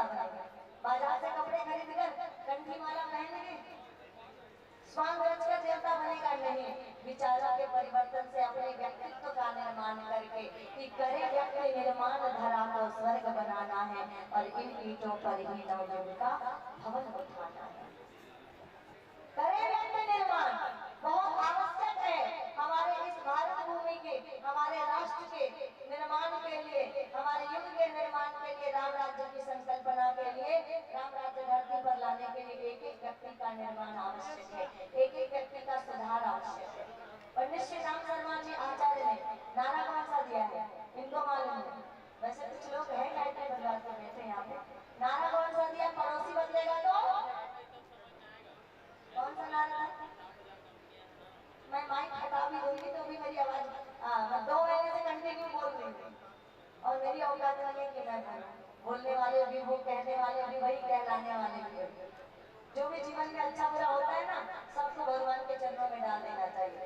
मैं कंटिन्यू एक भी दिन गैप नहीं हुआ है, कंटिन्यू रोज मैं 5 घंटे बोल रही हूँ और उसके बाद देखो घर बैठा हुआ है, कमरे में रहती ना तो ऐसा लगता है कि अब आज तो मैं जाऊंगी मंच में ना गाने के लिए आवाज निकलेगी न बोलने के लिए, लेकिन जैसे ही भगवान की कृपा जुड़ती है, जैसे ही ईश्वर से एक तादाद स्थापित होता है, वैसे ही मेरे भाइयों बहनों ईश्वर निकलने लगते हैं। तो अपना भी तादाद आपको कहाँ जोड़ना है? मैं कोशिश कर रही हूँ कि आपका तादाद, आपका मन, आपका हृदय, आपका मन परमात्मा के चरणों में जुड़ जाए, क्योंकि जब तक मन परमात्मा के चरणों में नहीं जुड़ेगा तब तक जीवन का कल्याण नहीं कर सकते। निष्क्रमण को, निर्माण को, मोक्ष को, मुक्ति को प्राप्त करके भगवान के धाम को प्राप्त नहीं कर सकते, भगवान की कृपा के योग्य नहीं बन सकते। तो जीवन में जो भी अच्छा बुरा होता है उसको किसके चरणों में डाल दे? इसके भगवान के। मेरा आपकी कृपा से सब काम हो रहा। मैं बिना माइक के बोलूंगा तो भी मेरी आवाज गले गले के साथ दूर तक जाएगी। एक बार मेरे साथ साथ सबसे पहले इस शिव के साथ गाना है, जिसको ईश्वर की कृपा चाहिए, क्योंकि बिना उनकी कृपा के हम कुछ भी नहीं है। अपना तादात्म्य भगवान से स्थापित करने के लिए, संबंध भगवान के साथ जोड़ बनाने के लिए, अपने चरणों को, अपने मन को गोविंद के चरणों में जोड़ने के लिए कि मेरा आपकी कृपा से सब काम हो रहा है, मेरा आपकी कृपा से। देखिए मुझे मालूम है मेरा गला बैठा हुआ है, बहुत अच्छे स्वर नहीं निकल रहे हैं, लेकिन मीरा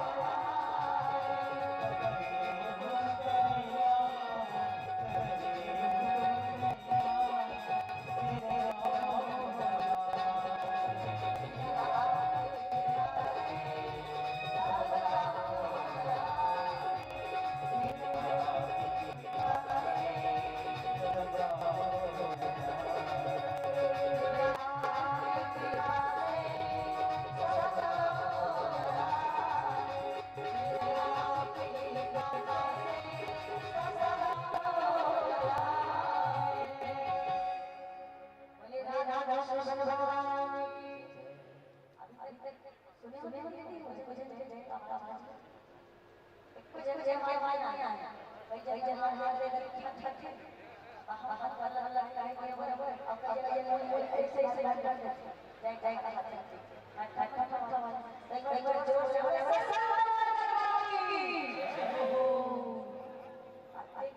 झल बोला गाय और डाल चिल्लाते तो भैया ऐसे सलवारी वाला का नुकसान हो जाए थोड़ा धीरे धीरे बोलना है अच्छा अच्छा जोरदार तो जब वास्तव में जोरदार बोला तो कैसे लगे बोले ऐसे अभी सुनने में हो दादा का मन बोल और अपने कैसे बोला के अंदर डाला आवाज आती है तब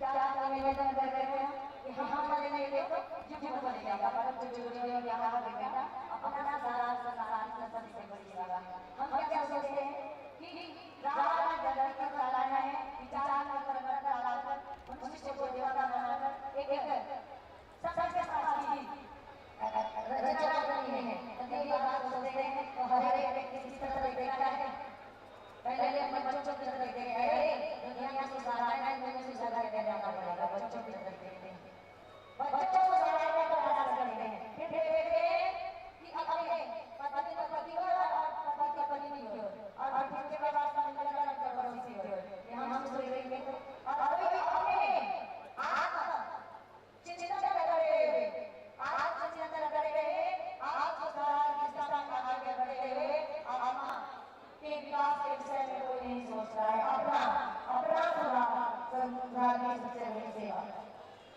जब दुनिया की तरफ देखता है बड़ा महत्वपूर्ण विषय आपको बताने जा रही हूँ जब व्यक्ति दुनिया की तरफ देखता है तो दूसरों के ऊपर लांछन लगाना और दूसरों को ये कह देना कि बड़ा बेईमान है बड़ा भ्रष्टाचारी है ये इसके अंदर ये अवगुण है उसके अंदर वो अवगुण है वो बड़ा घमंडी है ईर्ष्या है उसके अंदर द्वेष है ऐसा दूसरे के ऊपर आक्षेप लगाना बहुत आसान है लेकिन जो व्यक्ति दूसरों के ऊपर आक्षेप लगाना बंद करके अपने अंदर के अवगुणों को दूर करके अपने अंदर के अवगुणों को देखकर उन अवगुणों को दूर करने का प्रयास करता है वही व्यक्ति गुणों को सद्गुणों को जीवन में अपनाकर गुण ग्राहक बनता हुआ चला जाता है एक बार मैं पार्वती की बहुत पहले गई थी गोष्ठी हो रही थी तो हमने कागज और पेन दिए थे डायरी दी थी तो कहा था अपने गुणों को और अवगुणों को लिखो कुछ लोग तो अपने गुण और अवगुण लिखकर जमा कर देते हैं और कुछ लोग क्या किया कुछ लोगों ने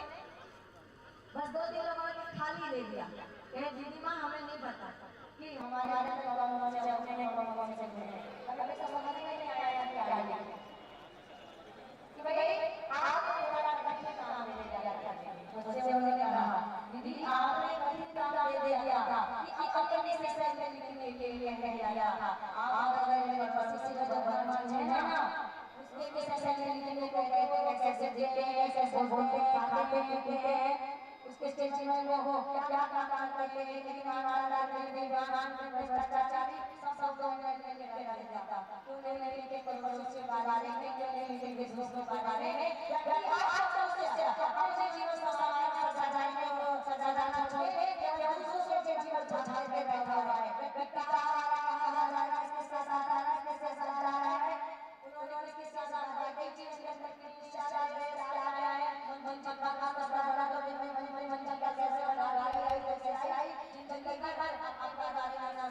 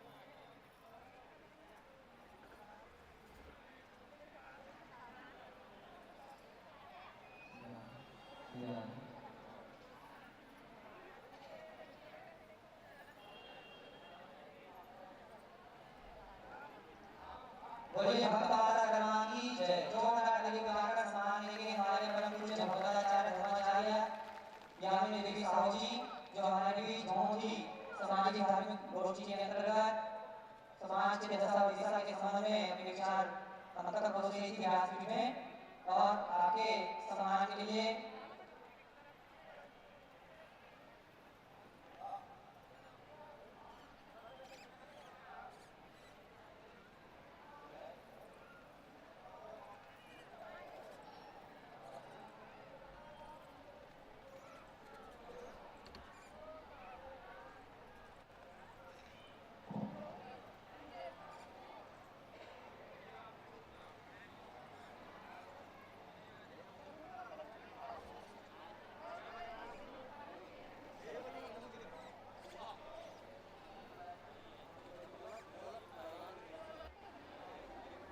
हमारे परम पूज्य भगवताचार्य यामिनी देवी साहू जी के सम्मान के लिए विदाई के लिए मैं सारा मंदिर कर रहा हूँ। परिक्षेत्र साहू संघ दोहा के हमारी महिला प्रकोष्ठ के समस्त बहनों को, उनकी पूरी टीम को, साथ ही साथ ग्रामीण साहू समाज के जितने भी महिला प्रकोष्ठ की टीम है वे सभी साथ सम्मान आएंगे। साथ में मां कर्मा बहन की दीदियां आप सभी एक साथ चल कर आएंगे।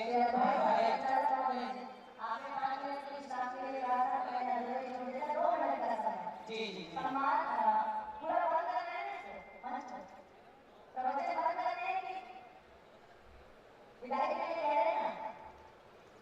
जी जी हम जैसे हमको सूचना प्राप्त हुई है।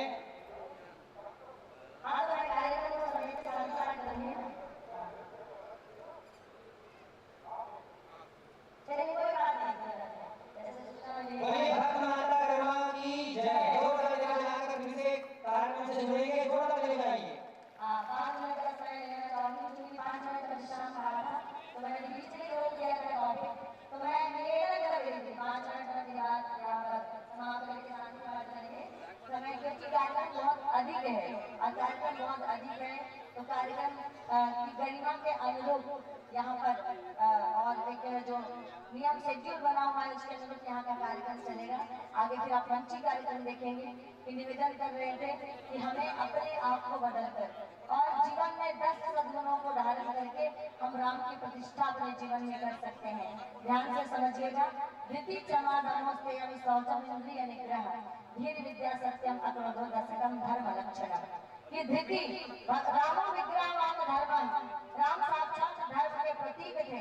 धृति माने धैर्य, राम के अंदर धैर्य था। धृति क्षमा, उनके अंदर क्षमा था, दया थी, अस्तेय था, कभी किसी की निंदा चुगली नहीं करते थे और पवित्रता थी जीवन में। इंद्रियों का निग्रह था, इंद्रियों का संयम था और उसके बाद में सद्बुद्धि उनके जीवन में थी और सद्बुद्धि के साथ साथ उसके जीवन में सत्य था और विद्या थी और विद्या के साथ साथ क्रोध नहीं करने का एक गुण था।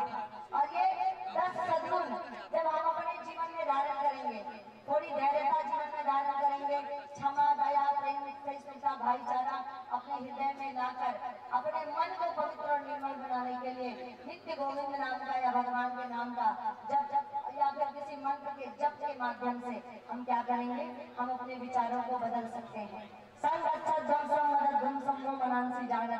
देवा भागे यथा पूर्वे संजाना उपासते।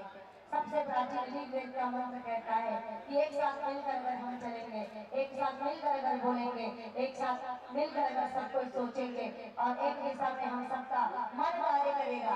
मतभेद हो सकता है, अलग अलग पार्टियों में लोग जुड़े होते हैं, मतभेद हो सकता है कि एक मन लेकर जब हम समाज के सारे लोग कार्य करेंगे और एक ही दिशा में हमारी सोच जाएगी तो निश्चित जीत हमारी करने में होगी। हम सामाजिक रूप से हर तरह से इस समाज का उत्तरोत्तर विकास कर सकते हैं।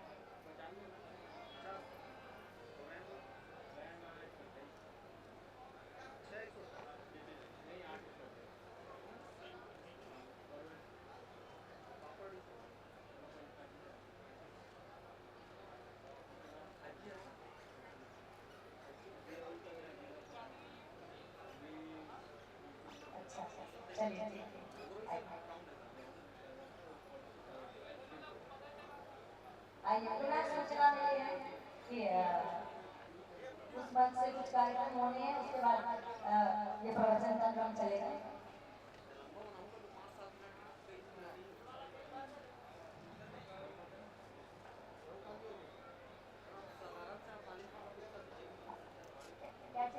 जय माता। अभी आप सुन रहे थे हमारे धर्माचार्य परम पूज्य दीदी जी का प्रवचन और बहुत ही संगीतमय भजन। हमारे बीच में उपस्थित है आदरणीय पूर्व विधायक श्रीमती रंजना दीपेंद्र साहू जी। उनके लिए हम यह मंच 10 मिनट के लिए समर्पित करते हैं। फिर उसके बाद में पुनः हमारे धर्माचार्य जी का वाचन आप लोग सुनेंगे। अभी बहुत अच्छी अच्छी ज्ञान की बातें सुनेंगे। और क्या करें, हमारे विधायक पूर्व विधायक जी को भी कहीं जाना है इमरजेंसी, उसके लिए हम 10 मिनट की इस मंच को संबोधित करने के लिए समय लिए हैं। तो मैं निवेदन करता हूँ हमारे पूर्व विधायक सम्मानित श्रीमती दीपेंद्र साहू जी, आपसे श्रीमती रंजना दीपेंद्र साहू जी, आपसे निवेदन है कि आप अपनी ओर से आशीर्वचन प्रदान करेंगे।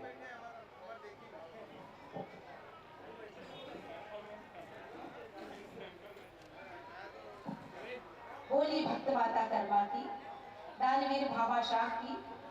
बोली भक्त माता कर्मा की, दानवीर भामा शाह की, साहू समाज की, वेद माता गायत्री की जय। आप सबकी भी जय हो। अब ये पाइप जय हो, कारण कि आप जयकारे ही नहीं लगा रहे। अभी सम्मानीय श्रद्धेय दीदी भगवताचार्य जी, यामिनी जी ये विषय में बोलत भी रही से, लेकिन ठीक है। जिला साहू संघ धमतरी के नेतृत्व में, धमतरी जिला साहू संघ के मार्गदर्शन में सनातन सामाजिक संस्कृति और संस्कार को लेकर जिस प्रकार एक भव्य आयोजन समाज के माध्यम से किया गया है, तेरी यात्रा बहुत आदर्श विवाह का यह कार्यक्रम है। 3 दिवसीय कार्यक्रम है।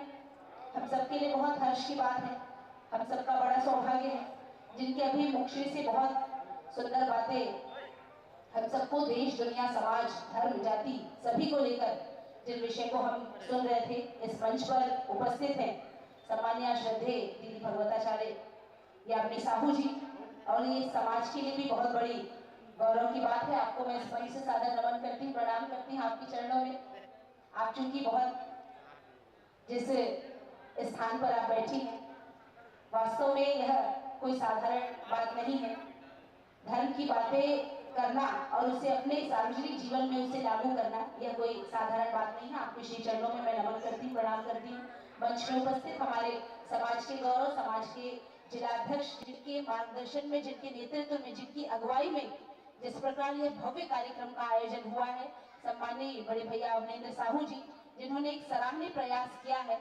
और जब जब जिला साहू संघ ने जिस भी कार्यक्रम को आयोजन किया है, निश्चित रूप से इसका संदेश पूरे छत्तीसगढ़ के साहू समाज में जाता है। ऐसे हमारे बड़े भैया अवनेंद्र साहू जी, जो साहू समाज जिला के अध्यक्ष हैं, मंच में उपस्थित तहसील के अध्यक्ष सम्मानीय भाई गोपाल साहू जी, जिला पंचायत सदस्य दमयंती जी, जनपद सदस्य जागेश्वरी जी, मंच में भाई गोविंद साहू जी, जिला पंचायत सदस्य भी हैं, सम्मानीय अमरदीप जी, सभी मंच के में उपस्थित आदरणीय सम्मानीय जन, माता शक्ति मेरी माताएं बहनें भी इस मंच में बैठी हैं, जो मंच को सुशोभित कर रही हैं। आप सबका बहुत स्वागत है, अभिनंदन है। सभी समाज के पदाधिकारीगण, सभी परिक्षेत्र से आए हुए अध्यक्ष एवं पदाधिकारीगण, ग्रामीण साहू समाज गुजरा के ग्रामीण अध्यक्ष एवं पदाधिकारीगण, और विशेषकर कार्यक्रम के संयोजक सम्मानित श्री प्रहलाद कुमार साहू जी, जो परिक्षेत्र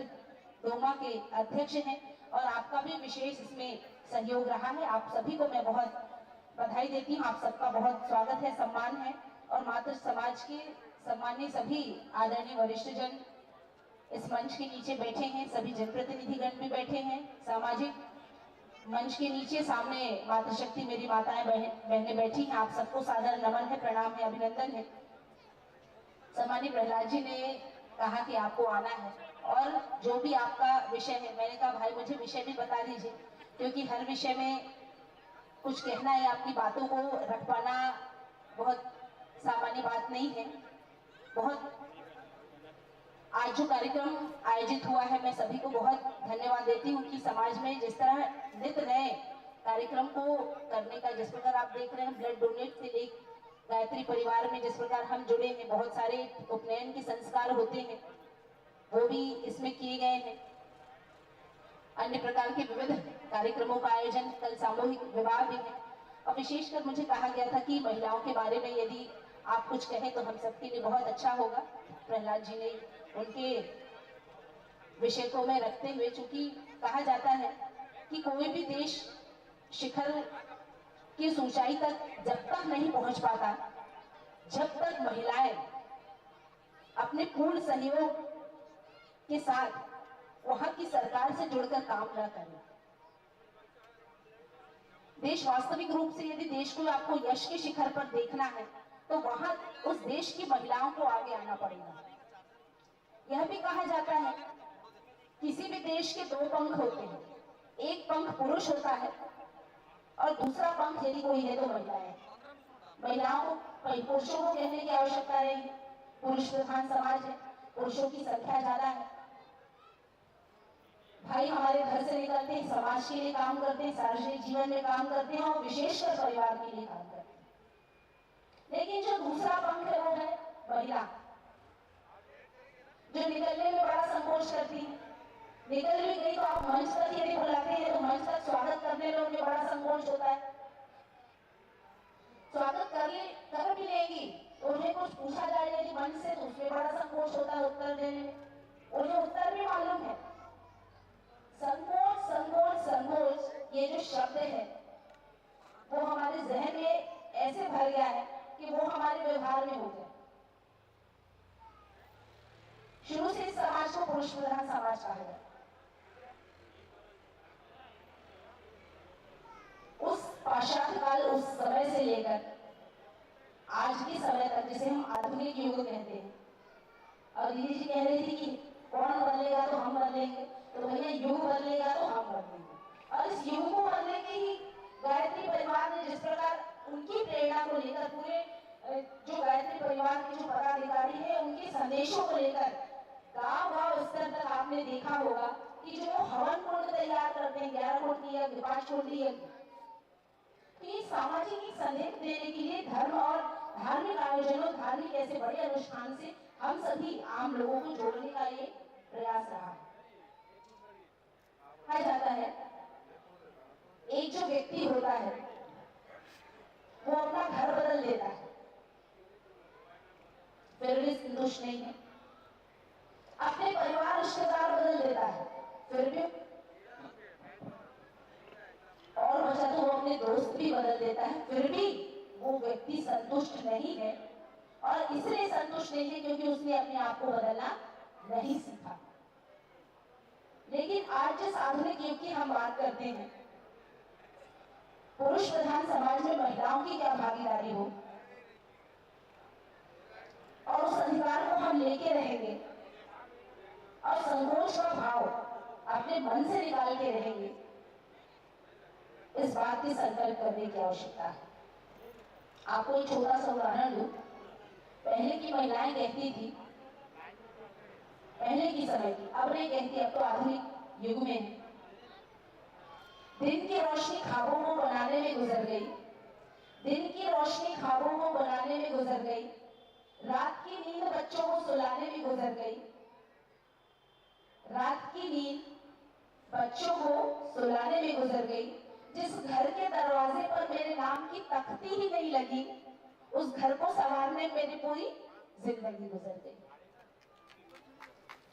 लेकिन अब की महिलाएं नहीं कहती, और आपको भी पता है वो क्यों नहीं कहती, क्योंकि सरकार ने इतनी योजनाएं ला दी, प्रधानमंत्री मोदी जी ने इतनी योजनाएं ला दी कि आप महिला बड़े स्वाभिमान से कहती कि घर की मालिकिन भी मैं हूं, क्योंकि प्रधानमंत्री आवास मेरे नाम पर है, एक शौचालय जो दे दिया वो मेरे नाम पर है, यहाँ तक कि राशन कार्ड जिसमें आपको राशन मिल रहा है वो राशन कार्ड भी महिलाओं के नाम पर।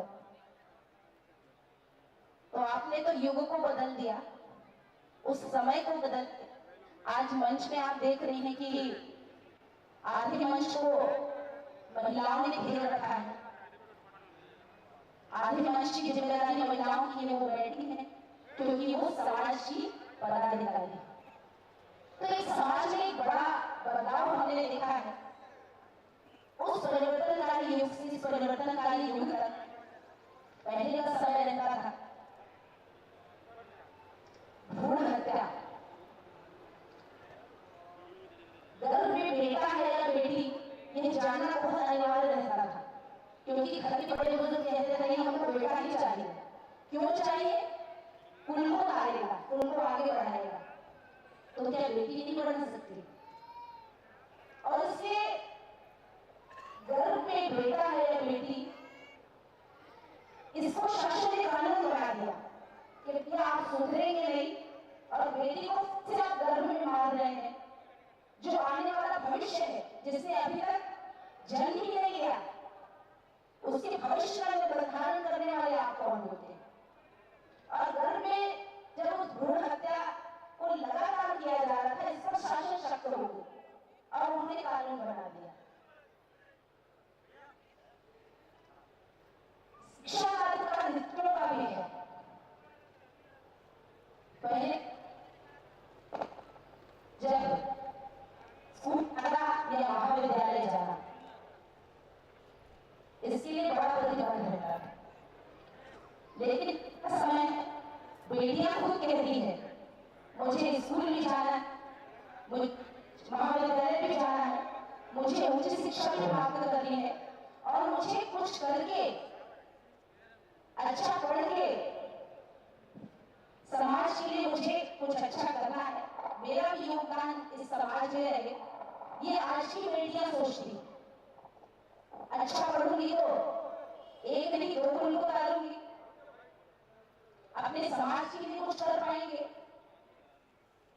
आम लोगों के लिए कुछ कर पाएंगे।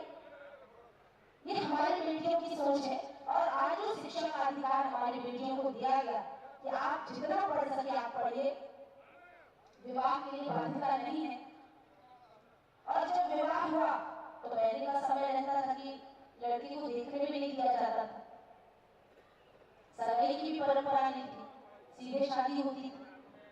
लेकिन आज बेटियों को यह अधिकार दिया गया कि लड़का भी आप अपने पसंद से चुन सकते हैं, और इसलिए दिखाया भी जाता है और बेटियों से पूछा भी जाता है कि भैया आपको लड़का पसंद है या नहीं।